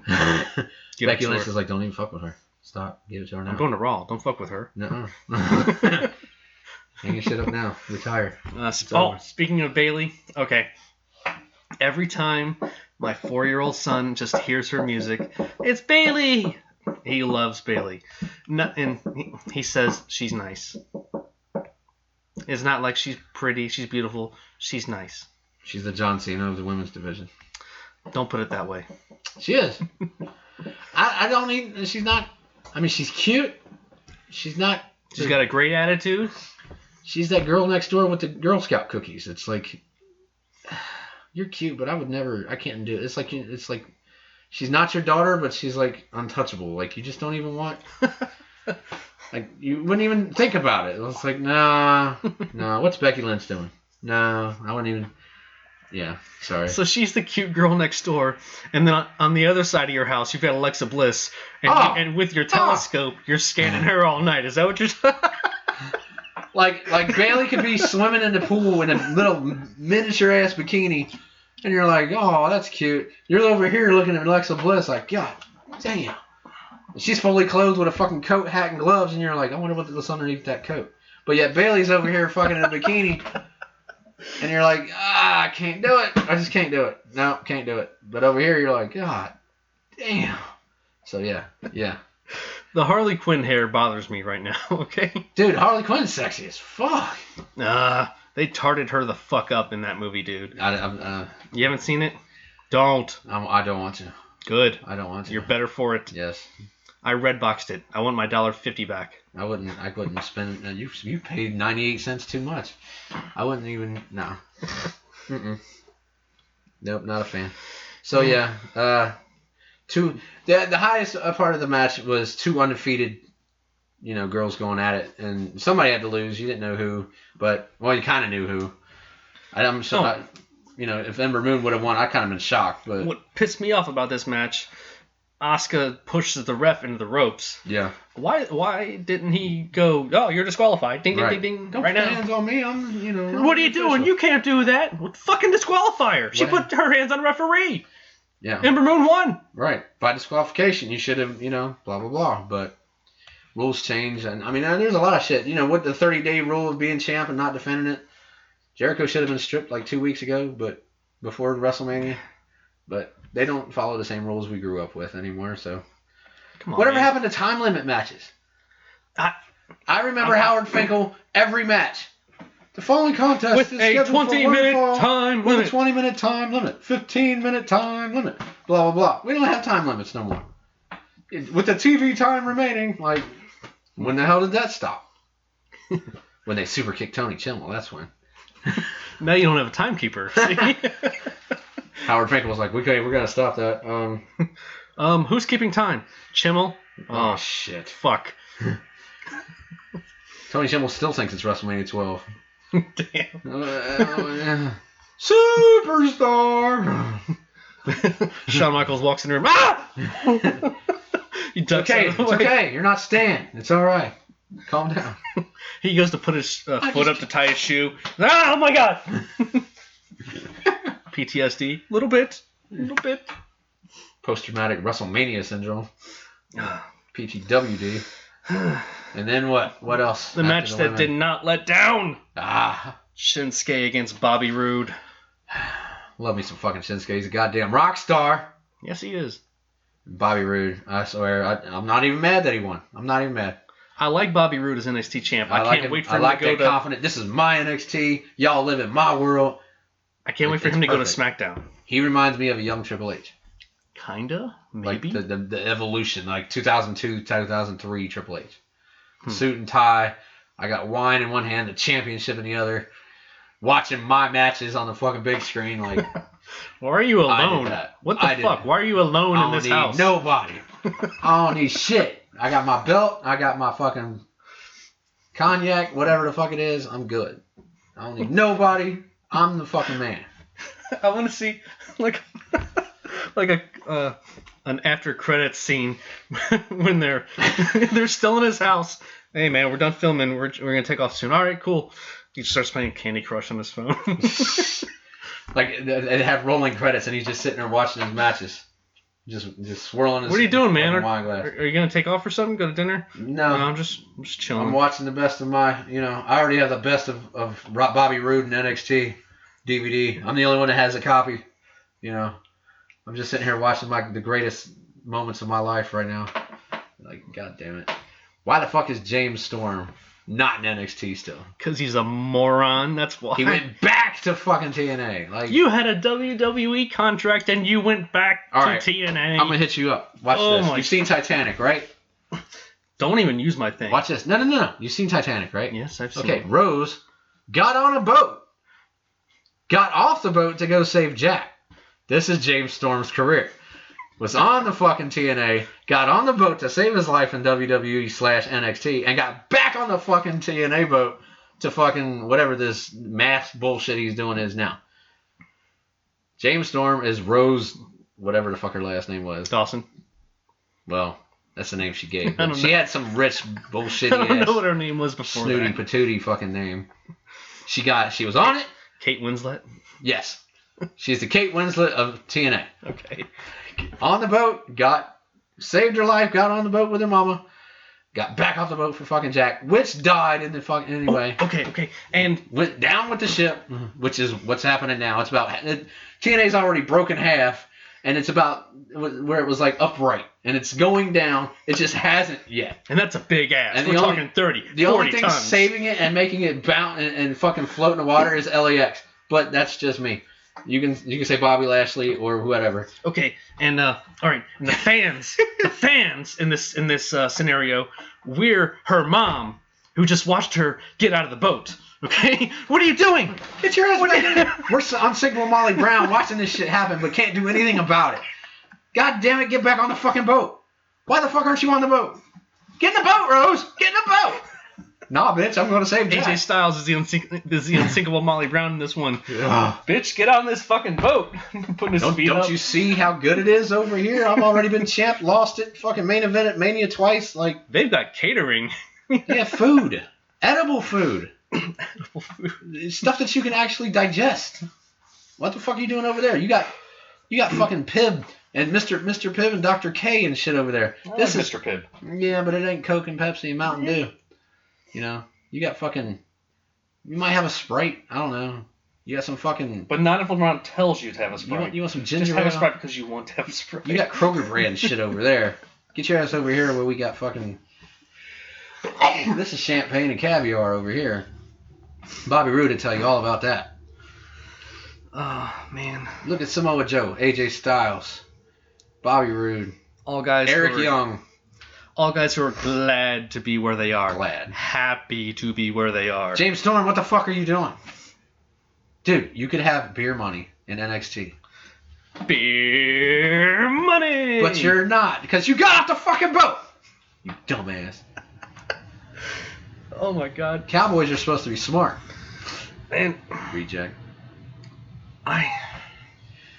That company... It's LAX is the only thing saving it. LAX right now. Bobby Lashley, nope. Broken Hardy's left. We'll get it. We'll care of that. Yeah. I turned it on last week and I'm like, who the fuck is anybody. everybody on this show? I don't know anybody. DJ Z's out. That's one of the few names I know. He's either injured or retired or taking a break or something. I don't know. Aaron Rex might be retiring. He's gone. Yeah, he's gone. He left TNA. He just left. They came to a mutual agreement. They left. Do you have a contract with these people? What the fuck? Just left. Just got there 3 months ago. Left. Yeah. Your biggest star is a potato. And you know exactly who I'm talking about. Grotto, whatever the fuck. No, Rockstar Spud. Oh, Rockstar Spud. Your fucking biggest star is a fucking potato. That's exactly what I'm going to call him. I can't. Bobby Lashley cannot save this company by himself. Just can't. EC3 cannot save this company by himself. I'm waiting for him to leave. Come back. NXT. Perfect. Shit. Perfect. Main roster. Give him the main roster. Go to SmackDown Live. Go to Raw. It doesn't matter. But I see him in NXT. I mean, I see you shine in NXT, and then you get called up to the main roster. But your main roster, still to this day, is not. Yes, I get it. Your main goal in wrestling is to be on the main roster, one of the two shows. But you get to shine more on NXT than you would on the main roster. And I've said this before. They have more freedom on NXT than on the main roster. Right, because Triple H knows what a wrestling fan wants. Right.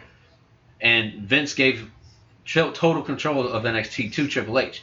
That's why Triple H gets final say, and he understands what fans want.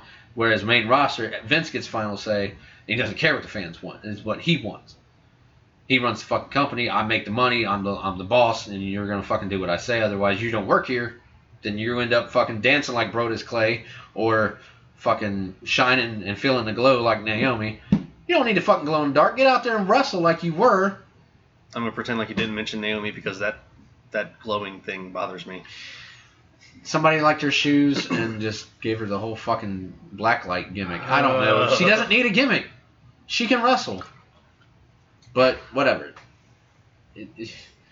Look at like we said, Adam Rose, Tyler Breeze, Ascension, all fucking. Yeah, put those guys back on NXT for a little while. Look at Tyson Kidd. Tyson Kidd was falling on the main roster, went to NXT, fucking main evented. Got hurt, but that was on the main roster when he got hurt. That was Samoa Joe, but still, look, not like okay. The biggest success story out of NXT would probably be Kevin Owens. Sami Zayn really hasn't made a name for himself. He's like the underdog. He keeps getting his ass kicked. Yeah, Bray Wyatt.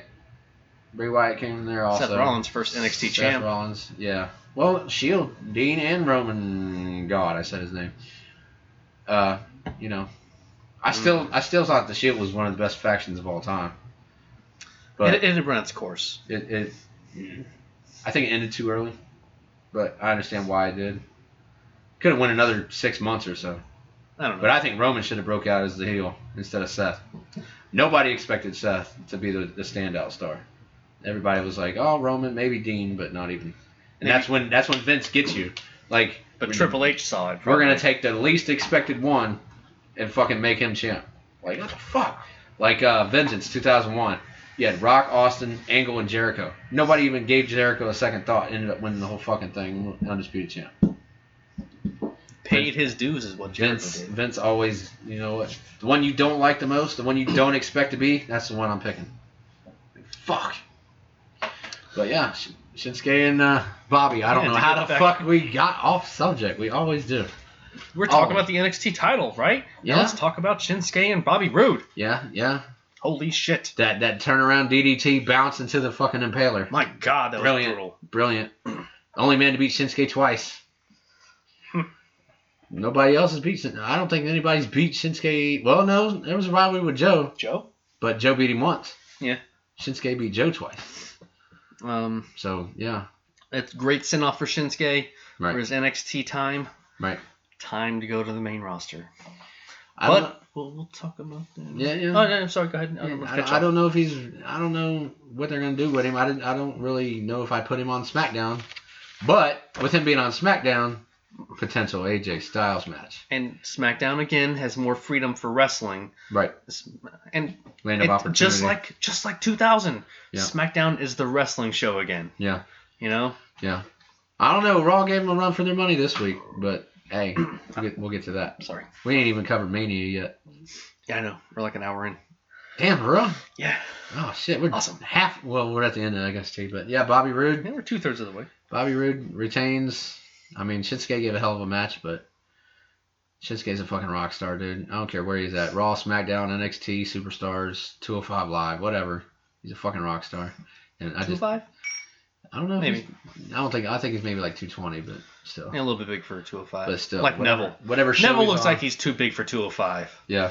He looks like they're like 220. I mean 205. Neville has stepped his game up, and I swear to God, his matches recently, like the one with Jack Gallagher, fucking what was that, Rumble, or Fastlane. That was match of the night for me because that fucking Snap German. Oh my God. His Snap German is sick. Oh.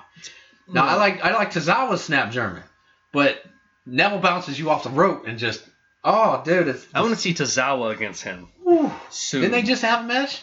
I don't know, but I want it for the They belt. just had a match. I think they had a match on Raw. Or no, it wasn't Tozawa. It was the foreign dude. I don't know. No disrespect. The foreign guy. I don't remember his name. Mustafa Ali. Yes. With the yes. I forget, but yeah, The foreign guy. he's got that nasty reverse 450, Oh yeah. and that's beautiful. All right. Before we jump on the Mania, Yeah, two things. yeah. I think they need to add 2 titles to WWE right now. TV title. A TV title Yep. on NXT. Yes, they need another title. Defend it every week with a 15-minute time limit. We covered that. Yes. Yes, just like WCW used to have. I think if TV, When Arn Anderson was the TV champ and go back and forth with Bobby Eaton. yeah. Yeah. Google that. I think awesome matches right there. I think if they give us a TV title, it should be defended every time you're on TV, and you should be on all 3 shows. No. Because then you're getting exhausted. Yes, and your travel expenses will be out the ass. Well, Okay. I mean, like this week they were in Orlando all week Right. for all 3 shows. But sometimes I mean, okay, I understand. Don't put it on all 3 shows. Right. But whatever show you're whenever on, you're on TV, whatever show that it would be on, every week it's defended with a 15-minute time limit.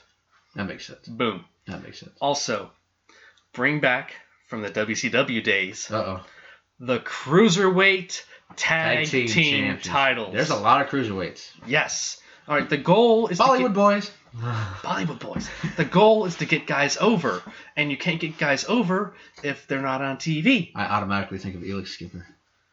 Elix Skipper was Where fucking the awesome. fuck is Elix Skipper? He's retired or something, I Did think. he? That's sad. Gotta be. Kid Romeo, Billy Kidman. Fuck Billy Kidman. And everybody that looks like Billy Kidman. Episode 1. Throwback. Look at that. Yeah. What episode is this? 25. Is that it? No Yeah. way. Elix Skipper is 49 years old. No fucking way. Fucking way, dude. Born in 50 years. December 1967.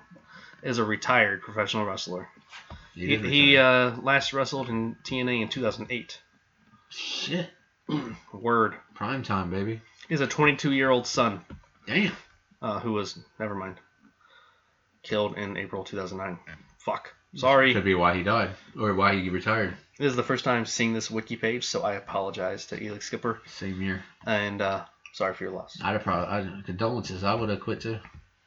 Shit. Well, that was after he quit wrestling. Oh. But Damn. Still. yeah, But yeah. Wiki, you're a cruel bitch. I remember. I mean, fucking Kalisto and Sin Cara. Fucking. Kalisto needs to be on 205 Live. What? I mean, he was in the Battle Royal at WrestleMania, and easily just that Battle Royal was garbage. Wasn't it? Garbage. Let's talk about the pre-show. Let's talk about the pre-show. First match was awesome. Cruiserweight. Neville and Austin Aries for the Cruiserweight title. I'm shocked they let Austin lose at his first Mania, but Neville's a beast. So. I'm not shocked because Neville's doing a great job as champ, and it leads up to them doing more business together. So we'll see more Austin Aries and Neville. Right. And I want to see that. Right. I like the the match was decent. Mojo Rawley won the Andre the Giant Memorial Battle Royal. Garbage. The last 2 was Jinder Mahal Jinder Mahal and Mojo. And then the football Gronk dude. Yeah, let me just add that where the fuck was security? They let him in. They let him in. Yeah, they stopped him, and then they're like, no, wait, he's part of the show. It's clearly a plant, okay? This was planned, okay? He didn't just jump. No matter who you are, if you jump the fucking barricade... Right. The referees are sitting there, no, don't go in the ring. But you're not doing shit to stop him. All the wrestlers have permission to kick your ass if you actually enter the ring. You had... Dude, okay. So many stars in this fucking Battle Royal. Big Show, Strowman, Dolph, American Alpha, Usos, all these motherfucking big name people. And the Chinese guy made his debut. He lost. The NXT guy from Sanity, the big dude. Killian Dane. He was a beast. Oh my god. Big guy. They keep chanting shave your back, but that's just, that's fine. Put him in a singlet, cover up most of it, something. But to have Mojo Rawley, like, why Mojo Rawley? I think they're really hyped on him. Why? he hasn't done anything. He's not. No. And Mojo annoys the shit out of me. I don't like him either. And even Booker T on the fucking pre-show, he was like, he got rid of the cancer that was Zack Ryder. What? They called Zack Ryder cancer. They called Zack Ryder the cancer? He said, yeah. Fuck you, Booker T. He did. He said he got rid of the cancer that was Zack Ryder, and now he's on his own path to success or some shit like that. I'm like, that's fucked up. Fuck that. I want to see Zack Ryder reunite with shit, what the fuck's his name? The guy that just lost to fucking Ty Dillinger. Kurt Hawkins. Kurt Hawkins. There we go. Yes. Edgeheads reunite. Yes. Yes. We'll get to that. The Hardy Boys reunite. Yeah. All right. The guys sitting here that badmouth Matt Hardy forever, sitting here actually proud of the fact that he's on the fucking roster again. Yeah, look at you skipping WrestleMania. That's all right. I'm not skipping it. We're getting to it. I still don't think Nikki Bella should be in the ring. I think she should be in Playboy, but that's just me. I think Nikki Bella should be a heel manager, but that's me. Because I don't like her. She has X-Pac heat as far as I'm concerned. Nobody cares that you're married. Nobody cares that you got engaged. I'm just throwing that out there. That shit looked fake as hell. It was a plan. We all know it was planned out. We don't care. The Miz Cena match from WrestleMania 27 lasted longer than this one. Miz was trying to make himself relevant again. Cena shut that shit down with a proposal. Right. Made that the highlight of his match. Even though the match was over. And the double you can't see me 5-knuckle shuffle. I hate that. Boo. The whole match was garbage. But we'll get to that. We'll just skip it. It was garbage. Ambrose and Corbin. On the pre-show. I thought this was a garbage match. Stupid. The match they had on SmackDown should have been at Mania. Right. Time listed here on Wiki, 10 minutes, 55 seconds. Of garbage. Terrible. If you want to build Corbin, don't put him on the pre-show. If you want to have the IC fucking champion on the WrestleMania main event, give them a better match. Why didn't you have Shane be like, all right, fine, AJ, you want to have a match with somebody? Baron Corbin's going to kick your ass. I was so waiting for him to call Shinsuke. But wait, right, no, we're going to do it on the SmackDown after Mania. Shinsuke debuting at Mania to fight AJ. Dude, I'm spent right there. Shane could have come out and just said, I can't go tonight. Instead, I've made a phone call. I'm choosing not to wrestle. I'm not a wrestler, okay? Right. So here's your real opponent for tonight. Now here comes the violinist. Oh. Brilliant! But no. WWE.com pissed me off, okay? On NXT, they said the guy's name. They acknowledged him as the violinist. Yes, the violinist. Yeah. As a reputable and, known musician. Yeah. The website, WWE.com, no such luck. Shinsuke. Well, I saw a picture with him standing with Vince. With the violinist is what it says on here. With the violinist for Shinsuke's entrance. I'm like, are you kidding me? Is known as the violinist. Right. Not Mark something such or whatever. But I mean, they couldn't Google his name. Right. What's your name again? Todd. Oh, well, Todd the violinist, or nothing, no credit whatsoever. The violinist. But dude, as soon as the violin showed up, as soon as he came out, you're just like, yes, Shinsuke. Like, dude, it was just fucking, it was the highlight of the night. It wasn't even the main event. Main event was garbage compared to Shinsuke showing up. Shinsuke didn't even do nothing. He just... I didn't even watch SmackDown, so I can just... I don't know what this shit is, but hey... His little dancing thing he does, yeah. It's entertaining. It's like Jack Sparrow on fucking steroids. It's like... All right, let's go back to Mania for a second. I want to talk about it, too. Mania...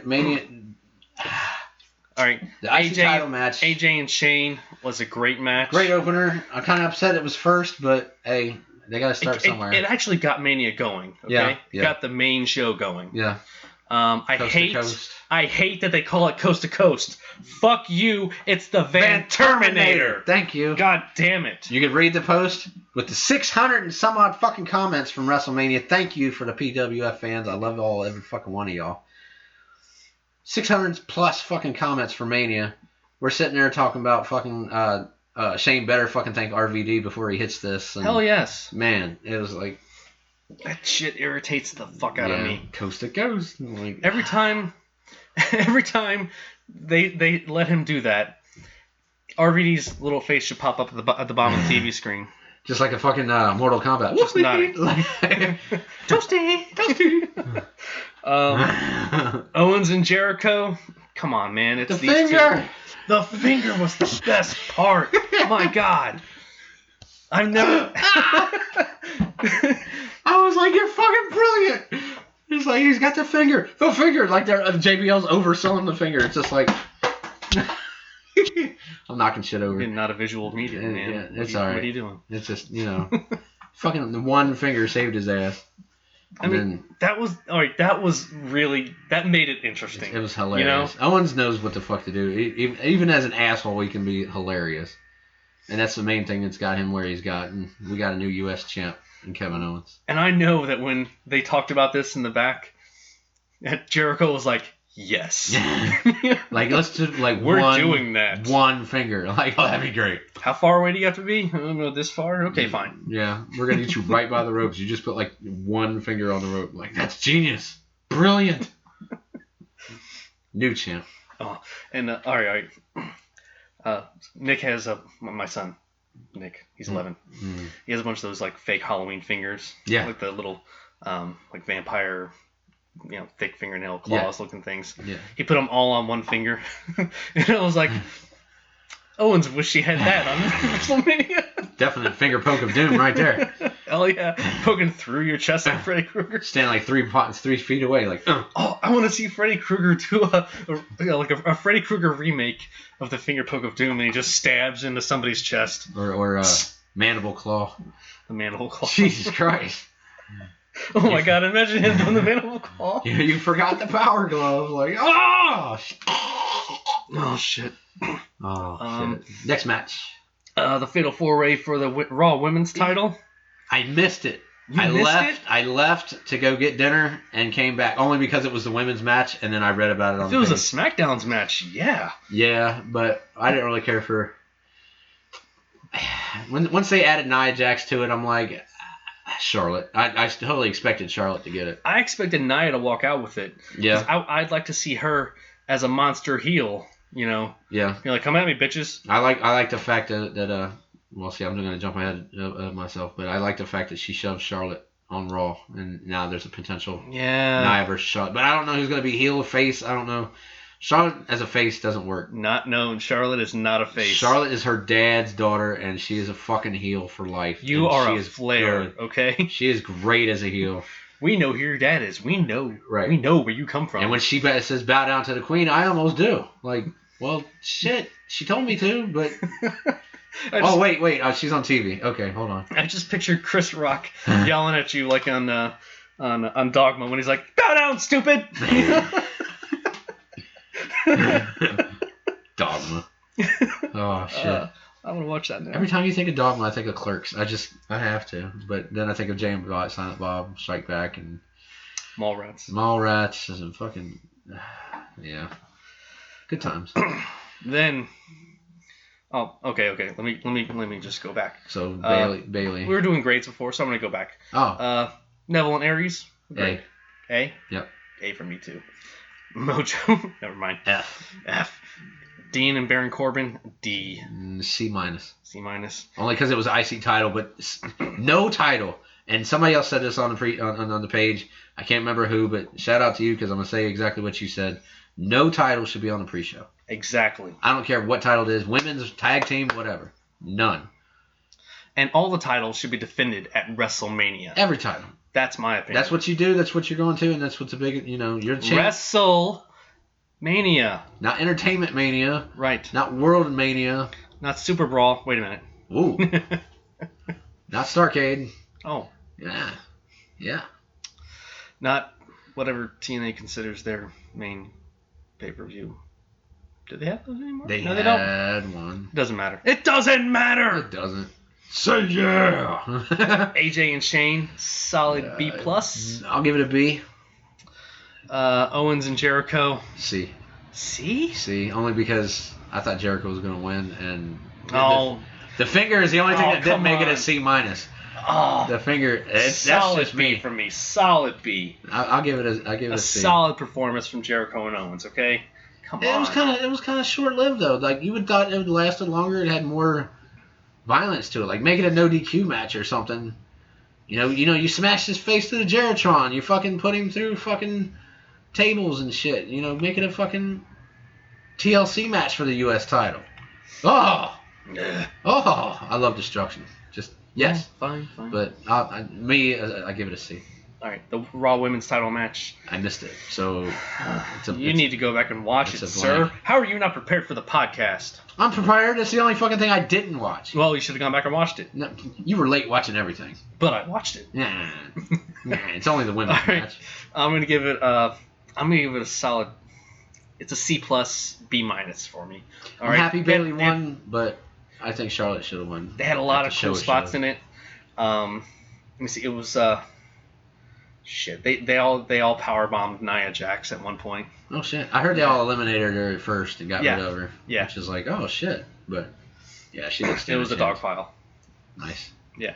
Sasha could have been done, a little better, but she got eliminated. It's too early to me, so it's like, But should it have come down to Sasha and Bayley for you? I mean, they did. They had an Iron Woman match. They had their classic matches in NXT and shit. They main evented. They were the first, 2 people to main event an NXT pay-per-view. So, 2 women to main event. And plus all that talk of, she's gonna turn on you. She's gonna go heel. She's not your friend, girl. Right. No. They should double team Charlotte, eliminated Charlotte, and then it just been them 2. And then, you could have seen who, if how bad Sasha wants it. Sasha roll the tights or something. Right, and then she cheated to win. That's bullshit. She fucking stabbed you in the back. Then here comes payback. Here's the one-on-one rematch. Let's see what's really going on. If it was really a mistake, blah, blah, blah. Yeah, I think we'll still see them at payback. Yeah. And then Charlotte and Nia at payback too, maybe. Yeah. I need a commercial break. You need a commercial break? All right, fine. Yeah. We'll take a break right now. There's a place where only the strongest dare compete. Who are they? Karate Fighters. You control the action. Dragon Kick versus the Red Ninja. Thunderfoot versus Skull Crusher. You control every punch, every kick. No rules, no referee, no holds barred. Just full contact karate action. The man left standing rules. Each set comes with 2 Karate Fighters. Get your hands on the action. Match. And yeah, we're back. You didn't even know we were gone. Yeah. See? We're back though. We're back. It's the Pro Wrestling Fans Podcast, episode 25, the post-WrestleMania weekend. It's a silver anniversary. Silver anniversary? 25? That's years. This is just number of episodes because we're fucking slackers. It's only been 25. It feels like 125. It should have been a lot more. A lot more. Adam, why haven't we had a lot more episodes? You really want me to go into that? Not really. I just want to blame you. I mean, I could. I mean, there's a reason for it. You know what? I'll be nice. I'll get into it when we're done with all the wrestling. Because we are a wrestling podcast. So we're going to save that little teaser? Yeah. Something to look forward to. Trust me, you want to stick around for that. Okay. Where we leave it? Oh, the triple threat tag team match. Whoa. Wait a minute. Who? The triple threat tag team match for the Raw tag team titles. Turned into Fatal 4-way. Fatal 4-way. Oh my God. There was another team. Who was the other team? This match was broken. Who? Yes.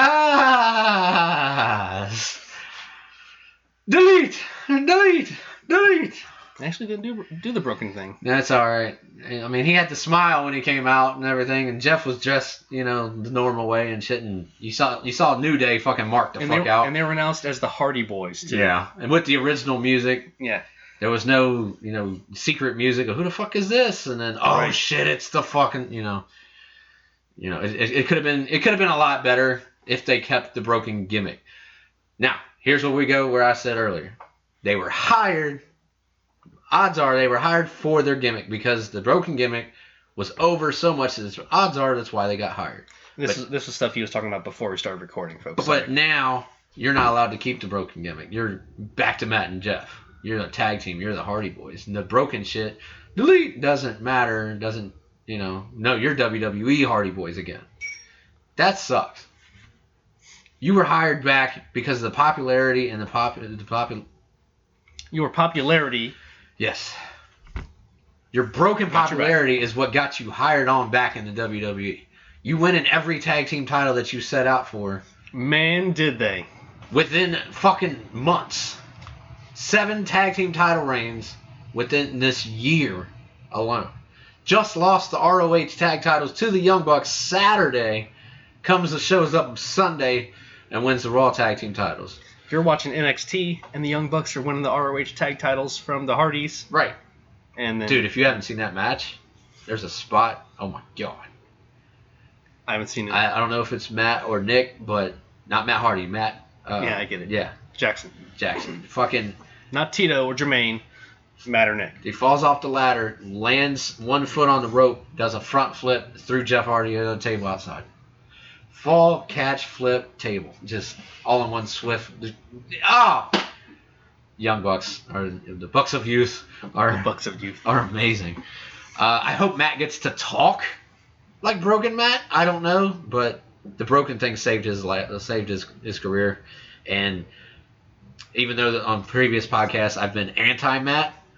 Yeah. I'm very anti-Matt. Go back and listen. You'll hear all of his anti-Matt stuff. I'd rather be Matt or Marty Jannetty than Matt Hardy. Yeah.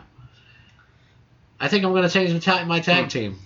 I'd rather be Matt Hardy than Jim Neidhart. But, wow. Yeah. Let's go there. Because everybody, even Natalia, forgets to mention Jim Neidhart. Hey. Well, she does. Don't hate on Jim Neidhart. Who? You. Who? WCW says who? Jesus. Who? Exactly. But you knew that was Jim Neidhart. You knew it. But yeah. So, new Raw Tag Team Champs. Nice spot with the ladder and Jeff, even though he was supposed to go through Cesaro and Sheamus. He only went through Cesaro, and Sheamus kind of oversold it. It was ugly. The swanton onto them when they're on the ladders. Yeah. Dude, that was insane. Yep. Jeff Hardy is insane. All right. Went through Cesaro and the ladder. Yeah. I think he was supposed to go through both, Sheamus and Cesaro, but he only hit Cesaro, and Sheamus kind of just rolled over to like oversell it.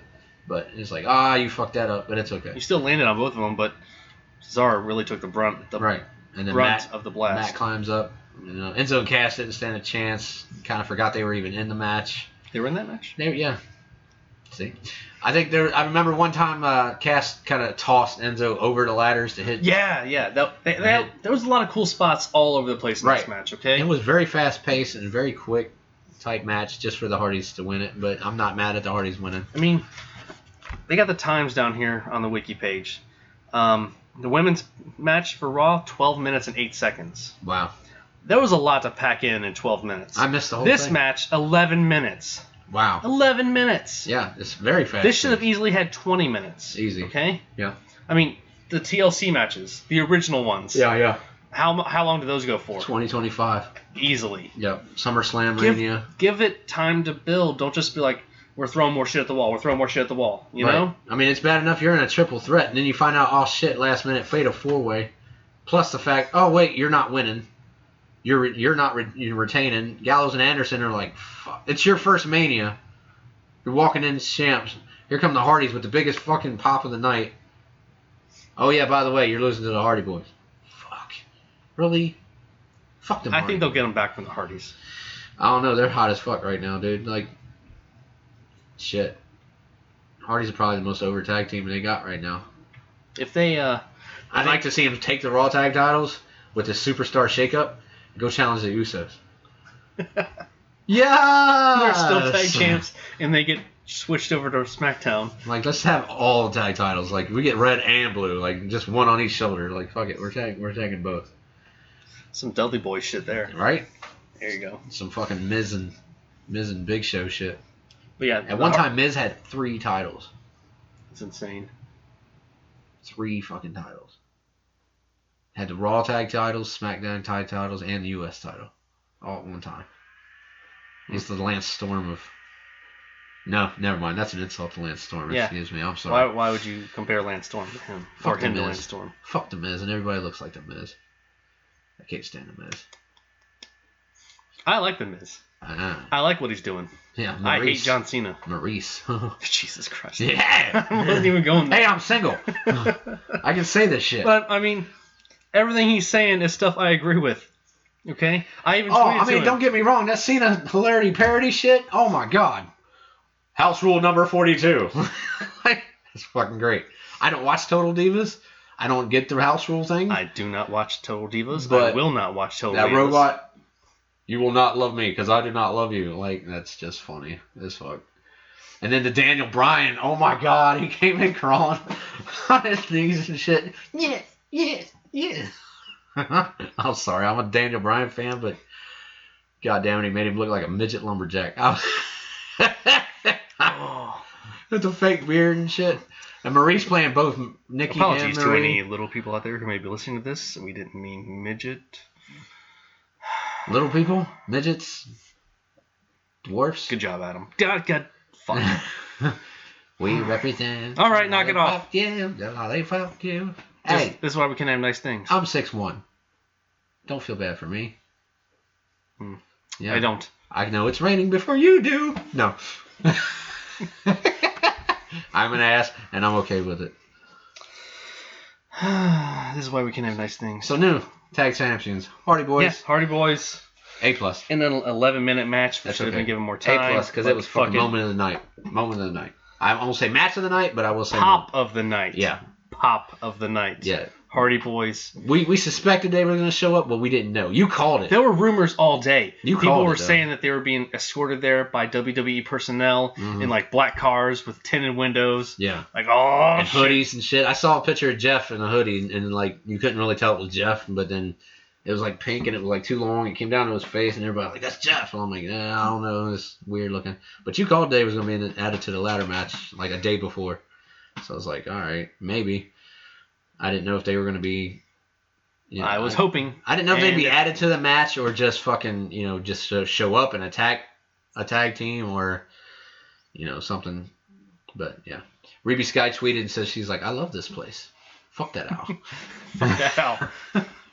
Fuck that owl is right. Fuck the owl. Dude. You can't spell Titanic without TNA. I love that. Molly Brown. So, the tag title match. A. I'll give it an A only because it was the return of the night and match of the night. As a match, I'll give it a B minus. I'll give it a B minus. I'll give it a B. All right. Because it's so damn quick. For the pop, that hurt it, but the pop was fucking awesome. Hardy Boys surprise entrant. Come on. Yeah. That was the best moment of the night.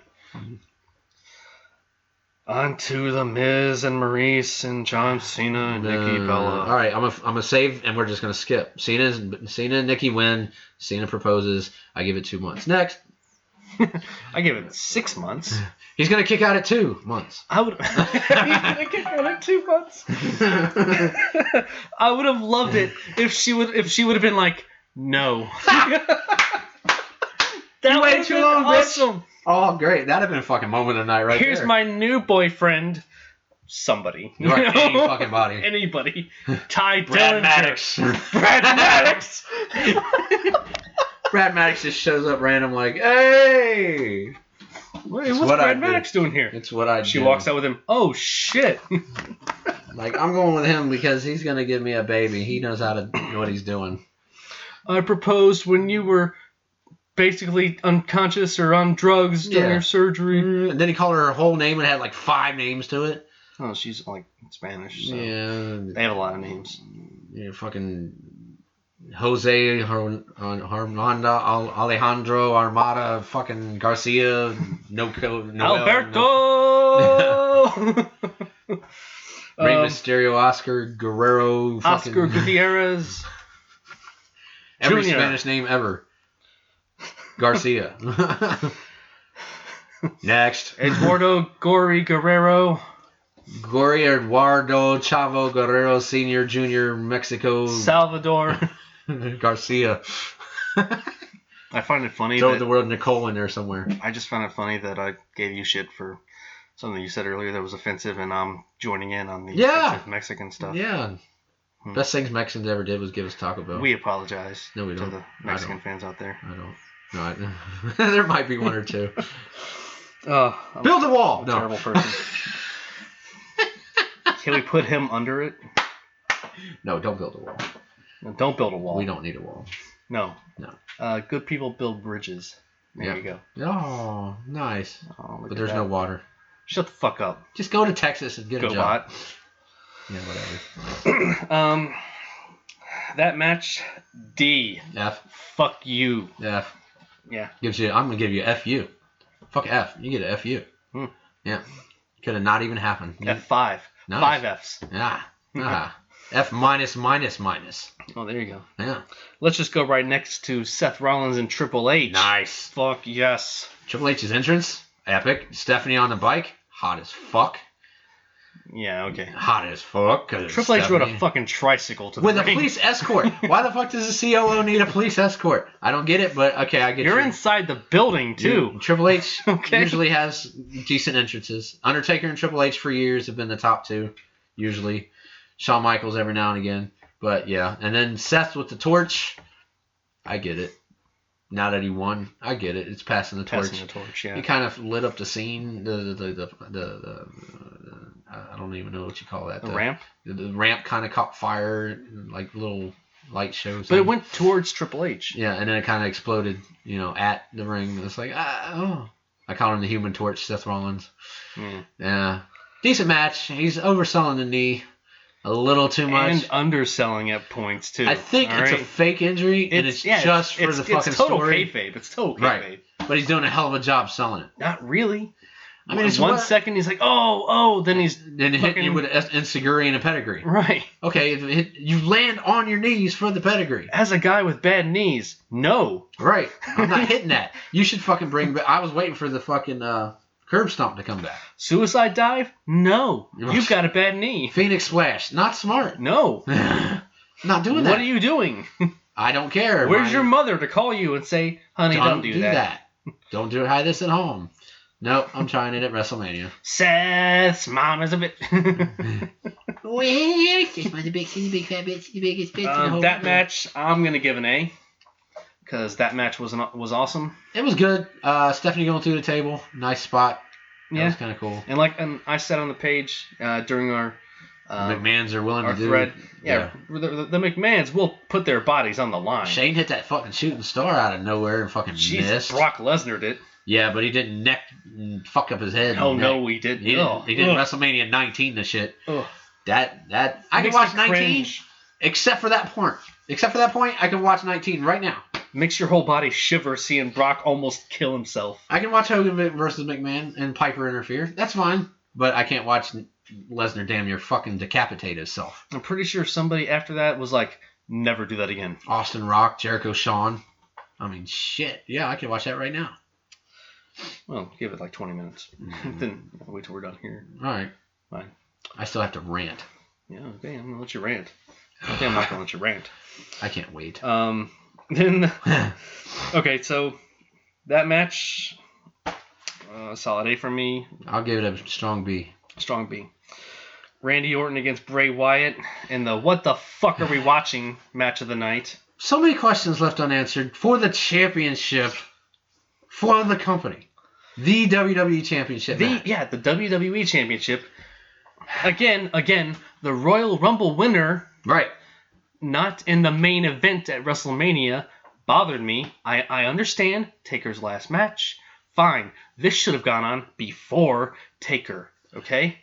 Make it that match at least. Okay. I get it. But when CM Punk was champion at WrestleMania 27, he wasn't main event either. Who won the Rumble, though? Was his opponent the Rumble winner? 27. No, it was Roxana. See? All right. Okay, but the championship match wasn't the main event. Right. Championship match was Cena, Jericho, and Punk. Again, that pisses me off to no end. The main event was Roxana because... It was always, you won the Royal Rumble? Well, since no, wait a 90 or whatever. It's supposed to be, you won the Royal Rumble, you main event WrestleMania for the title. I think whoever... No, because Sheamus won the Royal Rumble and fought Daniel Bryan for the world title. And it went on first. 13 seconds? 8 seconds? Whatever first. It was. And beat him because of AJ kissing Bryan and then brogue kick, and that was it. There's total disrespect for Daniel Bryan, but who am I? Yeah. So, yeah. The Royal Rumble winner went on first. Yeah. World title first. Weird. And this match was a shit show. I don't know what the bugs and worms were about. I guess to show Bray Wyatt being creepy or something. But if you didn't have an aerial view, how the fuck did you see that? Yeah, if you're not watching at home, if you're there, you're like, okay. What the fuck is going on? Like, I don't understand why the lights are going out. Look on the screen. Oh, what the fuck are they doing? Right. I mean, I'm alright. There's a lot of people mad that Bray Wyatt lost, and Bray Wyatt deserves to be champ and all that. His first Mania. Come on, man. It's not his first Mania. His third. No, it wasn't. His third. He hasn't won. Fourth. He hasn't won at WrestleMania. He's 0-4 at WrestleMania. Yeah. And he's going in as the champ and loses to Randy Orton. Orton winning doesn't do anything for Orton. 13-time champ. Right. Bray Wyatt beating him would have done something for Bray Wyatt. Right. But it was a short-ass match. There wasn't much to it. 10:30 is the time on this one. Yeah. So, I mean, it didn't really benefit anybody. Orton or Bray. This match gets a D from me. That RKO was just weak looking. You RKO'd him outside on the mat before, and that was a better RKO. But yeah, it was just a letdown. I don't know. Yeah, I'll give it a D too. Yeah, I didn't really care for it.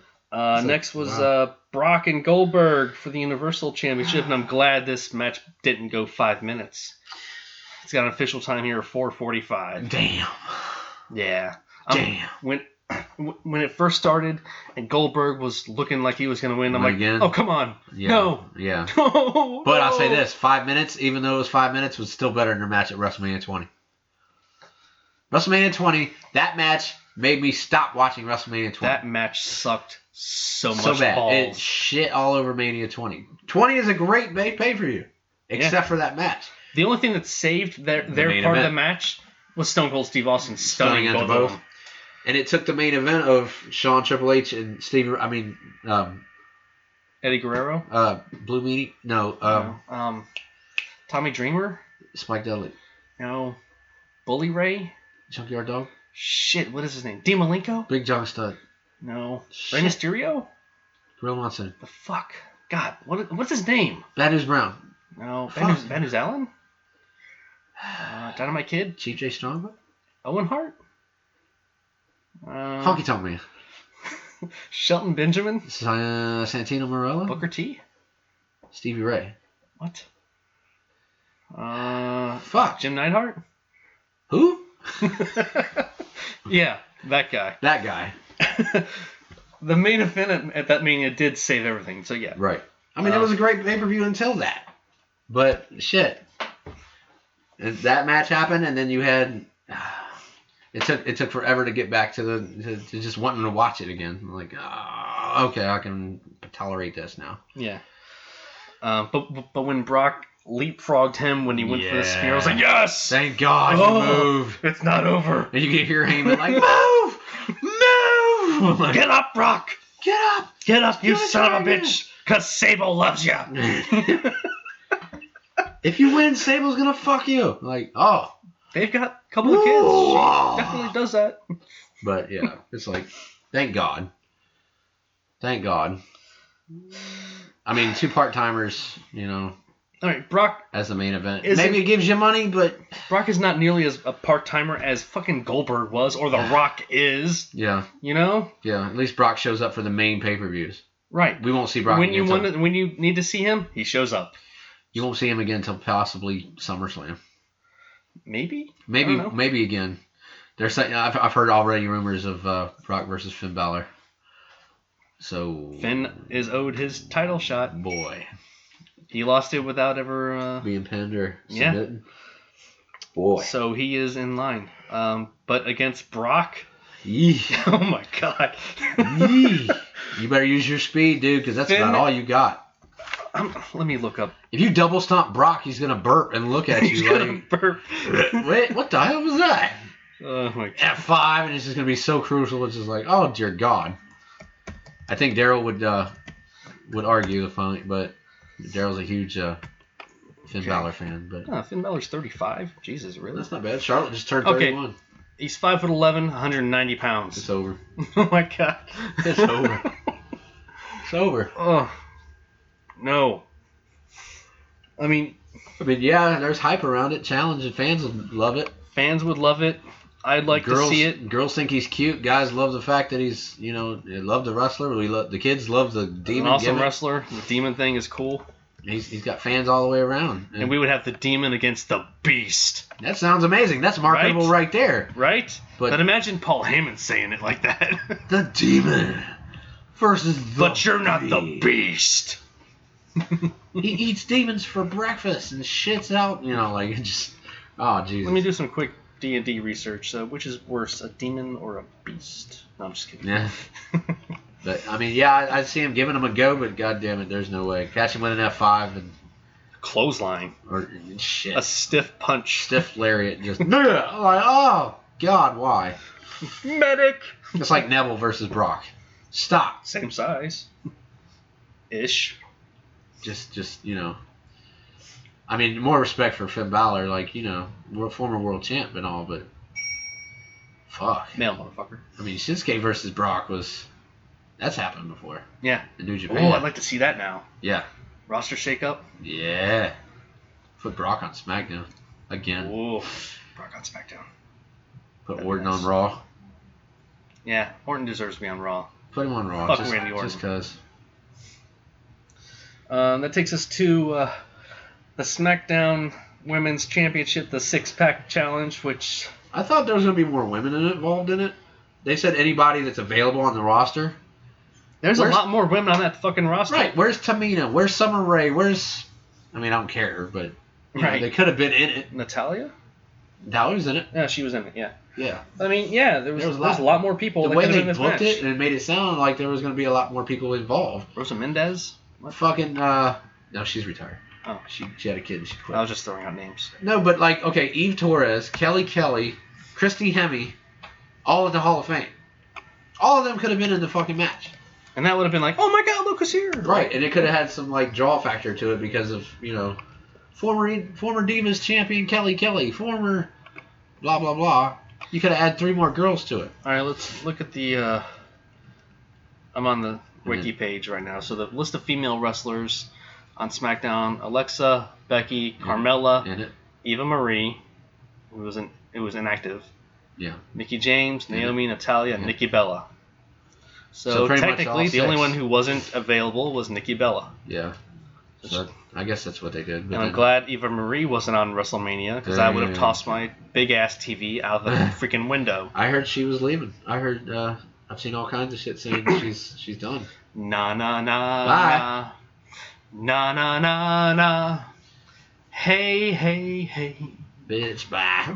Goodbye. Girl, bye. Just get the fuck out. Change her name to Felicia. Bye, Felicia. All right. So yeah, Naomi won, giving the crowd a good send off, I guess, and she's from Orlando. Yeah, you knew as soon as it's like, oh, yay. I'm from Orlando. Okay. There's a match. I did not give a fuck. It was only 5:35. Wow.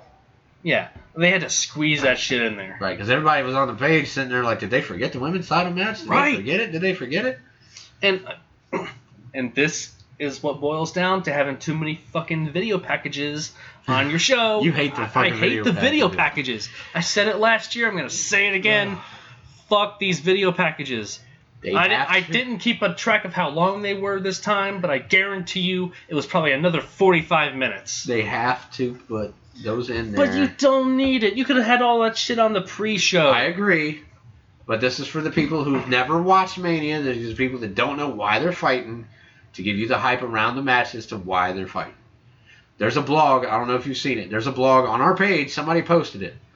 A girl has never watched wrestling ever in her life, watched WrestleMania, and then blogged about WrestleMania. About nobody, you know. I read it, and, you know, she's like, oh my God, Seth Rollins is such a fine-looking man. I don't know why. Oh my God, get rid of the sledgehammer. Why the sledgehammer? Why do we need sledgehammers? Don't hurt that cute man, blah, blah, blah. Don't hurt that cute man. Like, fuck? Yeah. She, you know, the women's match, she was like, I don't know anybody but Naomi. And she dances in the dark, and it's kind of cool. And Naomi won. Okay, cool, because that was the only one I knew. Like, yeah, see, like that was her whole match. That was her coverage of the match. And you know, the match. She was like, I know who the Hardy Boys are because they're broken. You know, she's like, I used to, you know, like Jeff in like '98, blah blah blah. And she was like, all these people are on my feed talking about delete. I don't know why, but delete what? Did I put something wrong? Delete. But yeah, Naomi, new champ. A lot of new champs at Mania. Lots. Yeah. New tag champs, new U.S. champ, new SmackDown Women's champ, new WWE champ, new Universal champ. So, wow. Yeah. The only title that wasn't here was the SmackDown tag titles. Right. And they were in the SmackDown tag champs. Usos and America Alpha were both in the fucking Andre the Giant Memorial Battle Royal. You could have filled that with guys from NXT. God, at that rate, you know what I mean? Let's have an NXT Battle Royal at WrestleMania next year. Yeah, dude, I wouldn't be against it. It's a fucking brand of yours. Why not? Just fucking throw it in there. Why don't you have an NXT title match? There's only 3 matches on here that went for more than 20 minutes, and only 2 more to make it a total of more than 15 minutes. Shit. Really? It went to fucking midnight. The pre-show started at 5. Yes, it did. This is a 7-hour show. 5 to 7 for the pre-show, 7 to midnight for the main roster show. People are bitching, and why the fuck is it so long? I got kids to take school tomorrow. Oh my God, this is not family-friendly television, blah, blah, blah. Let's see, I'm trying to add it up in my head right now. We got a half hour. We got 40 minutes. We got a little over an hour total. We got hour and 20, let's call it. Use a calculator on your phone. I don't want to. I'll do it. If I had enough battery. Bitches be blowing me up left and right. Ha! Shout out to the ladies. By the way, yo, have you met Adam? Ladies out there? Hi. Have you met Adam? How you doing?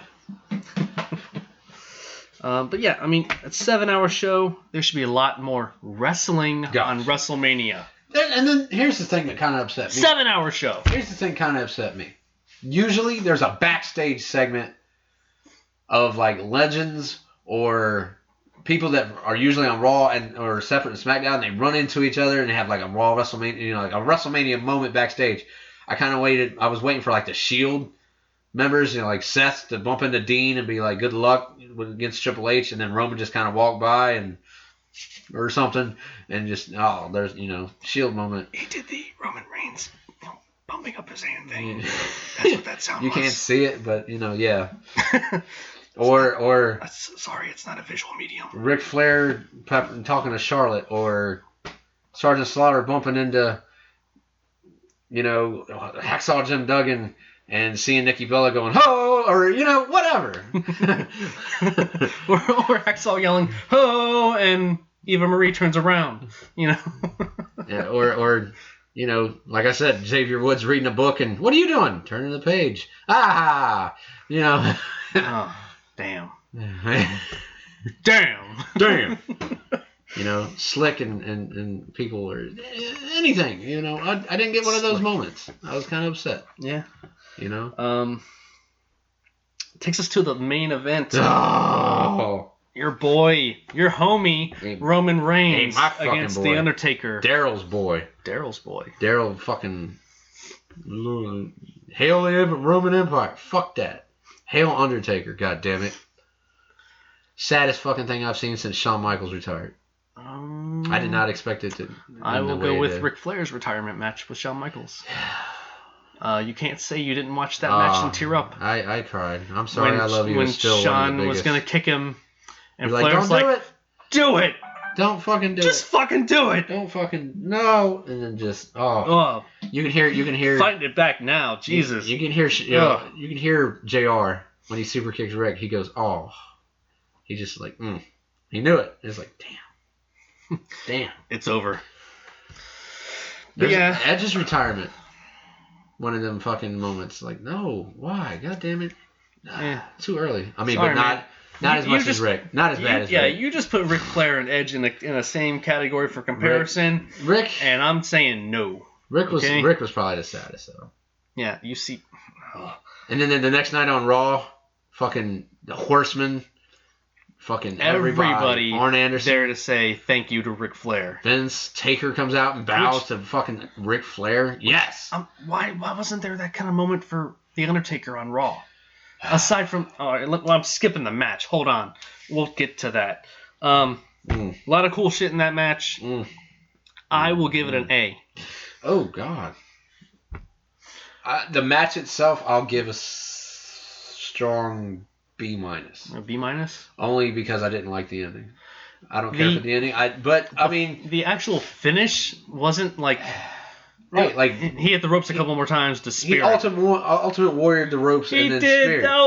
And I'm like, why? The Taker just stand there and take it. But I will say this. During the match, like, you're cheering Taker, but you can see he's pretty much done. And it's sad to see it. You hate for one of your favorites to go.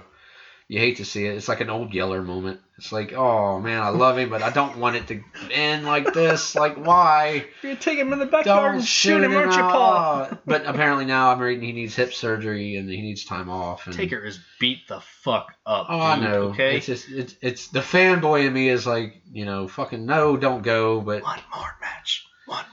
But this makes him a for sure Hall of Famer next year. 2018 Hall of Fame, no doubt. Easy. No doubt about it. Easy. Where is it? Oh, it's in New Orleans. Yeah. That's not far from Texas. Right. He can easily, accept his speech, have fucking Michelle McCool induct him. There it is. But wait, hold on. Thank you, Taker. Hashtag. Oh yeah, thank you, Taker. Hashtag thank you, Taker. And so that I hate. I mean, then to the first 15 minutes on Monday Night Raw. Let's just go to Raw. The crowd was the best part. You didn't have to say shit. Fuck you, Roman. No, man. That thank you, Taker. Yeah. No, it was Undertaker. Yeah. Undertaker. Yeah. That was going on for a good 10 minutes. Yep. Okay. Yep. And then the fucking Roman shit. That shit ruined that moment. Okay. Dude, I knew that if you want to piss off the people, you send him out, and I expected Brock to follow, being the new champ. I thought, and then of course Paul Heyman later on, you want the 1 versus the 1 and 21, 23, and blah blah blah. History says that they got to fight. No, they don't. Nobody wants to see that shit. We've seen it. Nobody wants to see Brock Lesnar beat the shit out of Roman Reigns again. We don't need that shit. Again. Fuck that. You beat Taker, you beat Taker. Okay. Rock's beat Taker on Raw, but they ain't never had a WrestleMania match, so. Yeah, I'm surprised they didn't. No, the paths just didn't cross right at the same time for a WrestleMania match. That's weird. They chant fucking Roman, and here comes Roman, and they did my yard now. Like, they did not bleep that shit either. Fucker. And all that was all he had to say. This is my yard now, and he walks out. He drops the mic and walks out. If you're not turning heel with some shit like that, I don't know what they're doing. Yeah. If you didn't, if you weren't an asshole heel now, you're fucked. Now it's over. The only other thing from Raw that really stuck out for me, New Day challenging anyone in the back. Say yeah! Yeah! Revival, bitches! mark out moment. They do it every year, so we knew somebody was going to debut on Raw. Last year was Enzo and Cass. This year it was the Dudleys, and they called out anybody, and here comes Enzo and Cass. This year it's New Day and the Revival. Revival is fucking got to be one of the best fucking tag teams on the roster, if not the best. I like DIY myself. I'm a huge Johnny Gargano fan. Tommaso Ciampa's a beast, but I can put Revival just slightly above DIY. I can see them splitting up DIY soon. Oh. Yeah, and pushing Gargano. Yeah, I can see him being the babyface out of the two. Yeah. Because at the CW... They don't even need to, split them heel and face. Yeah. Okay? Watch the CWC match they had. Oh, I have. Sick. They try to kill each other. Tommaso Ciampa could be an ass. So I can see him definitely being a heel against Johnny, but still. Revival showing up on Raw. And it's exactly where they need to be because Triple H is building this army. If you haven't noticed, Samoa Joe and Kevin Owens. Now the Revival. And to add to that, if I can, if you're going to get a guy from 205 Live, Tony Nese. I like Dunn. The British guy. The bruiserweight. Which one's he? He was from the British UK tournament. Oh, okay. Yeah, if you haven't seen that, check that out. He's like a fucking smaller Fit Finley. Oh God, he's a mean stiff asshole, and he shows it too. When I saw him interview, he had a match on NXT against one of the guys he had in the tournament, and just stiff, and then he was doing doubles it's like oh God, stop, and then the dude's just sitting there like oh no, like mommy. He was just doing punching and elbow smashes and forearm smashes. Since we're not a again, medium, you can't see it. Yeah, I don't have to apologize for goddamn shit. I'm single. I can do what the fuck I want. Thank you, Andrea. Anyway, so Taker's retired. Roman wins. Raw goes on. And we get the return of the fucking demon. Finn Balor comes back returns as the mystery partner. That was awesome. Nice. So we get Revival and the Demon on Raw. Next night on SmackDown, we get the Perfect 10, which you have something to say. Okay. I'm kind of on the side where I would have liked to have seen him finally get his comeuppance against Bobby Roode and take the NXT title. You didn't think he was done in NXT? I don't think he was done in NXT. I think he had more to do there. I didn't think he finished his rivalry with Eric Young in Sanity, but yeah, I think instead of even fighting Sanity, he could have been going after Roode. Yeah, that was a waste, in my opinion. I mean, they had they had a match, and then Roode kind of dominated, but they had a match at like 2 takeovers ago. But I mean, it was a singles match. It was the first match. But Dillinger is over as fuck. Yeah, because they were in the tag team tournament together. Right. And Roode walked out on him. Sanity kicked his ass. And so yeah, I owe you one. Yeah, I think he still owes Bobby Roode one. You know. Yeah. So take the NXT title.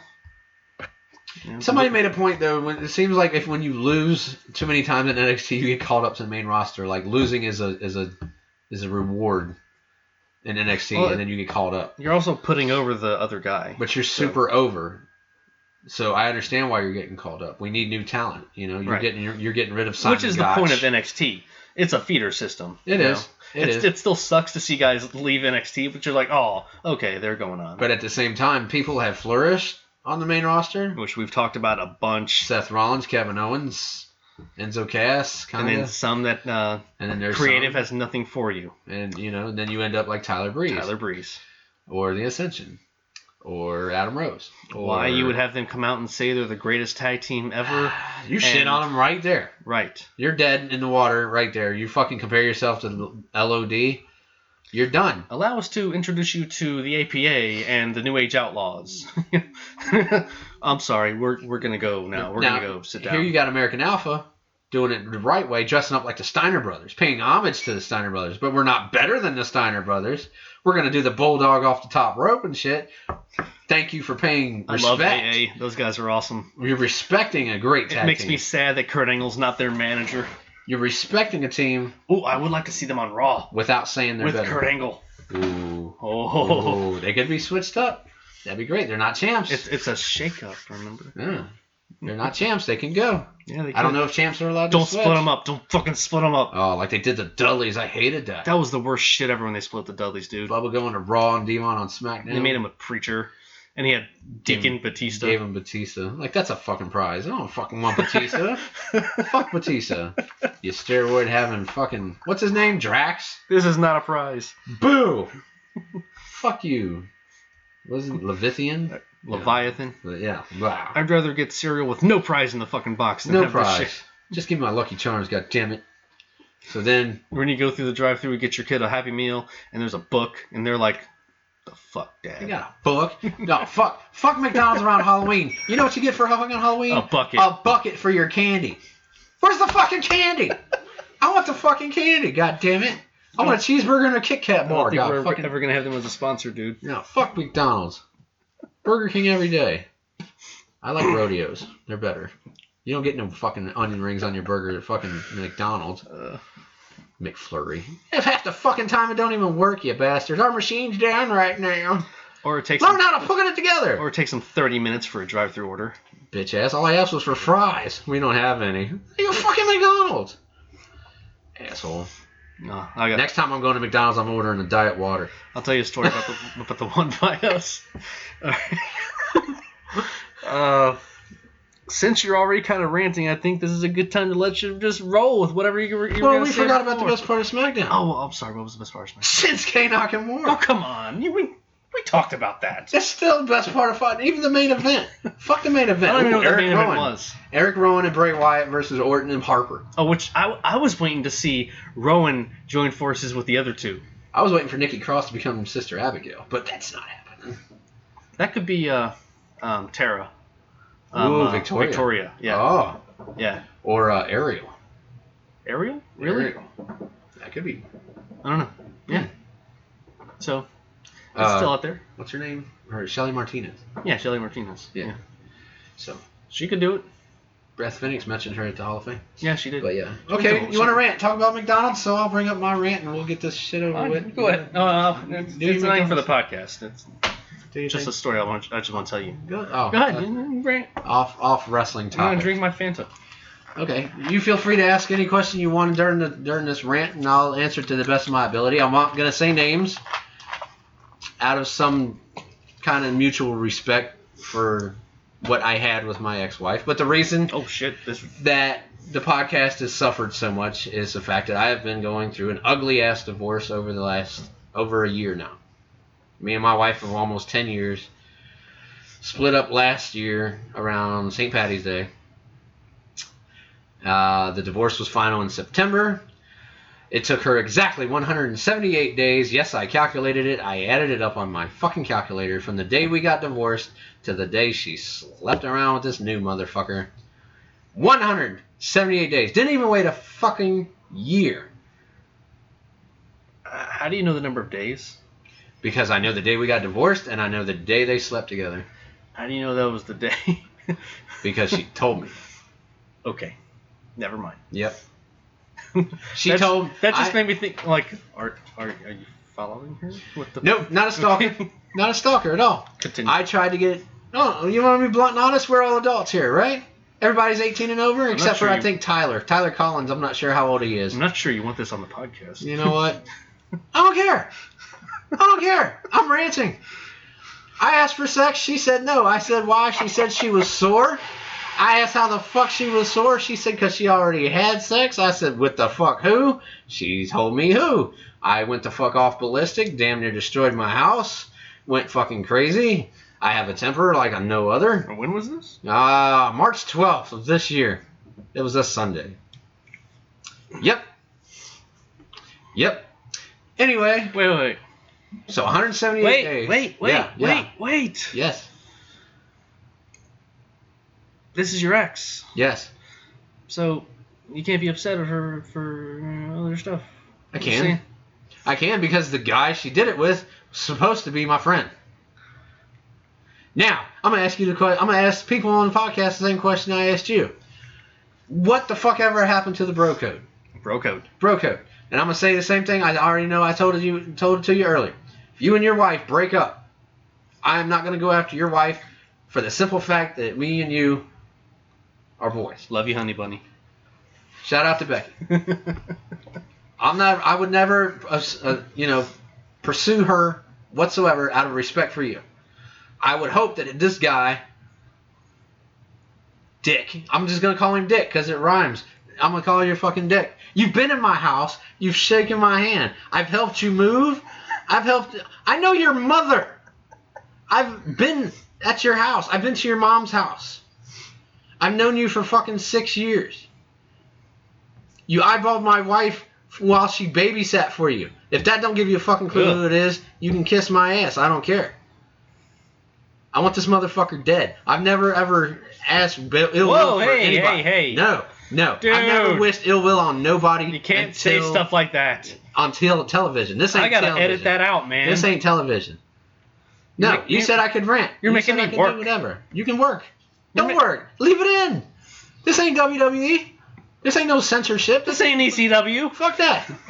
Oh my God. Do whatever you want, Blue Meanie.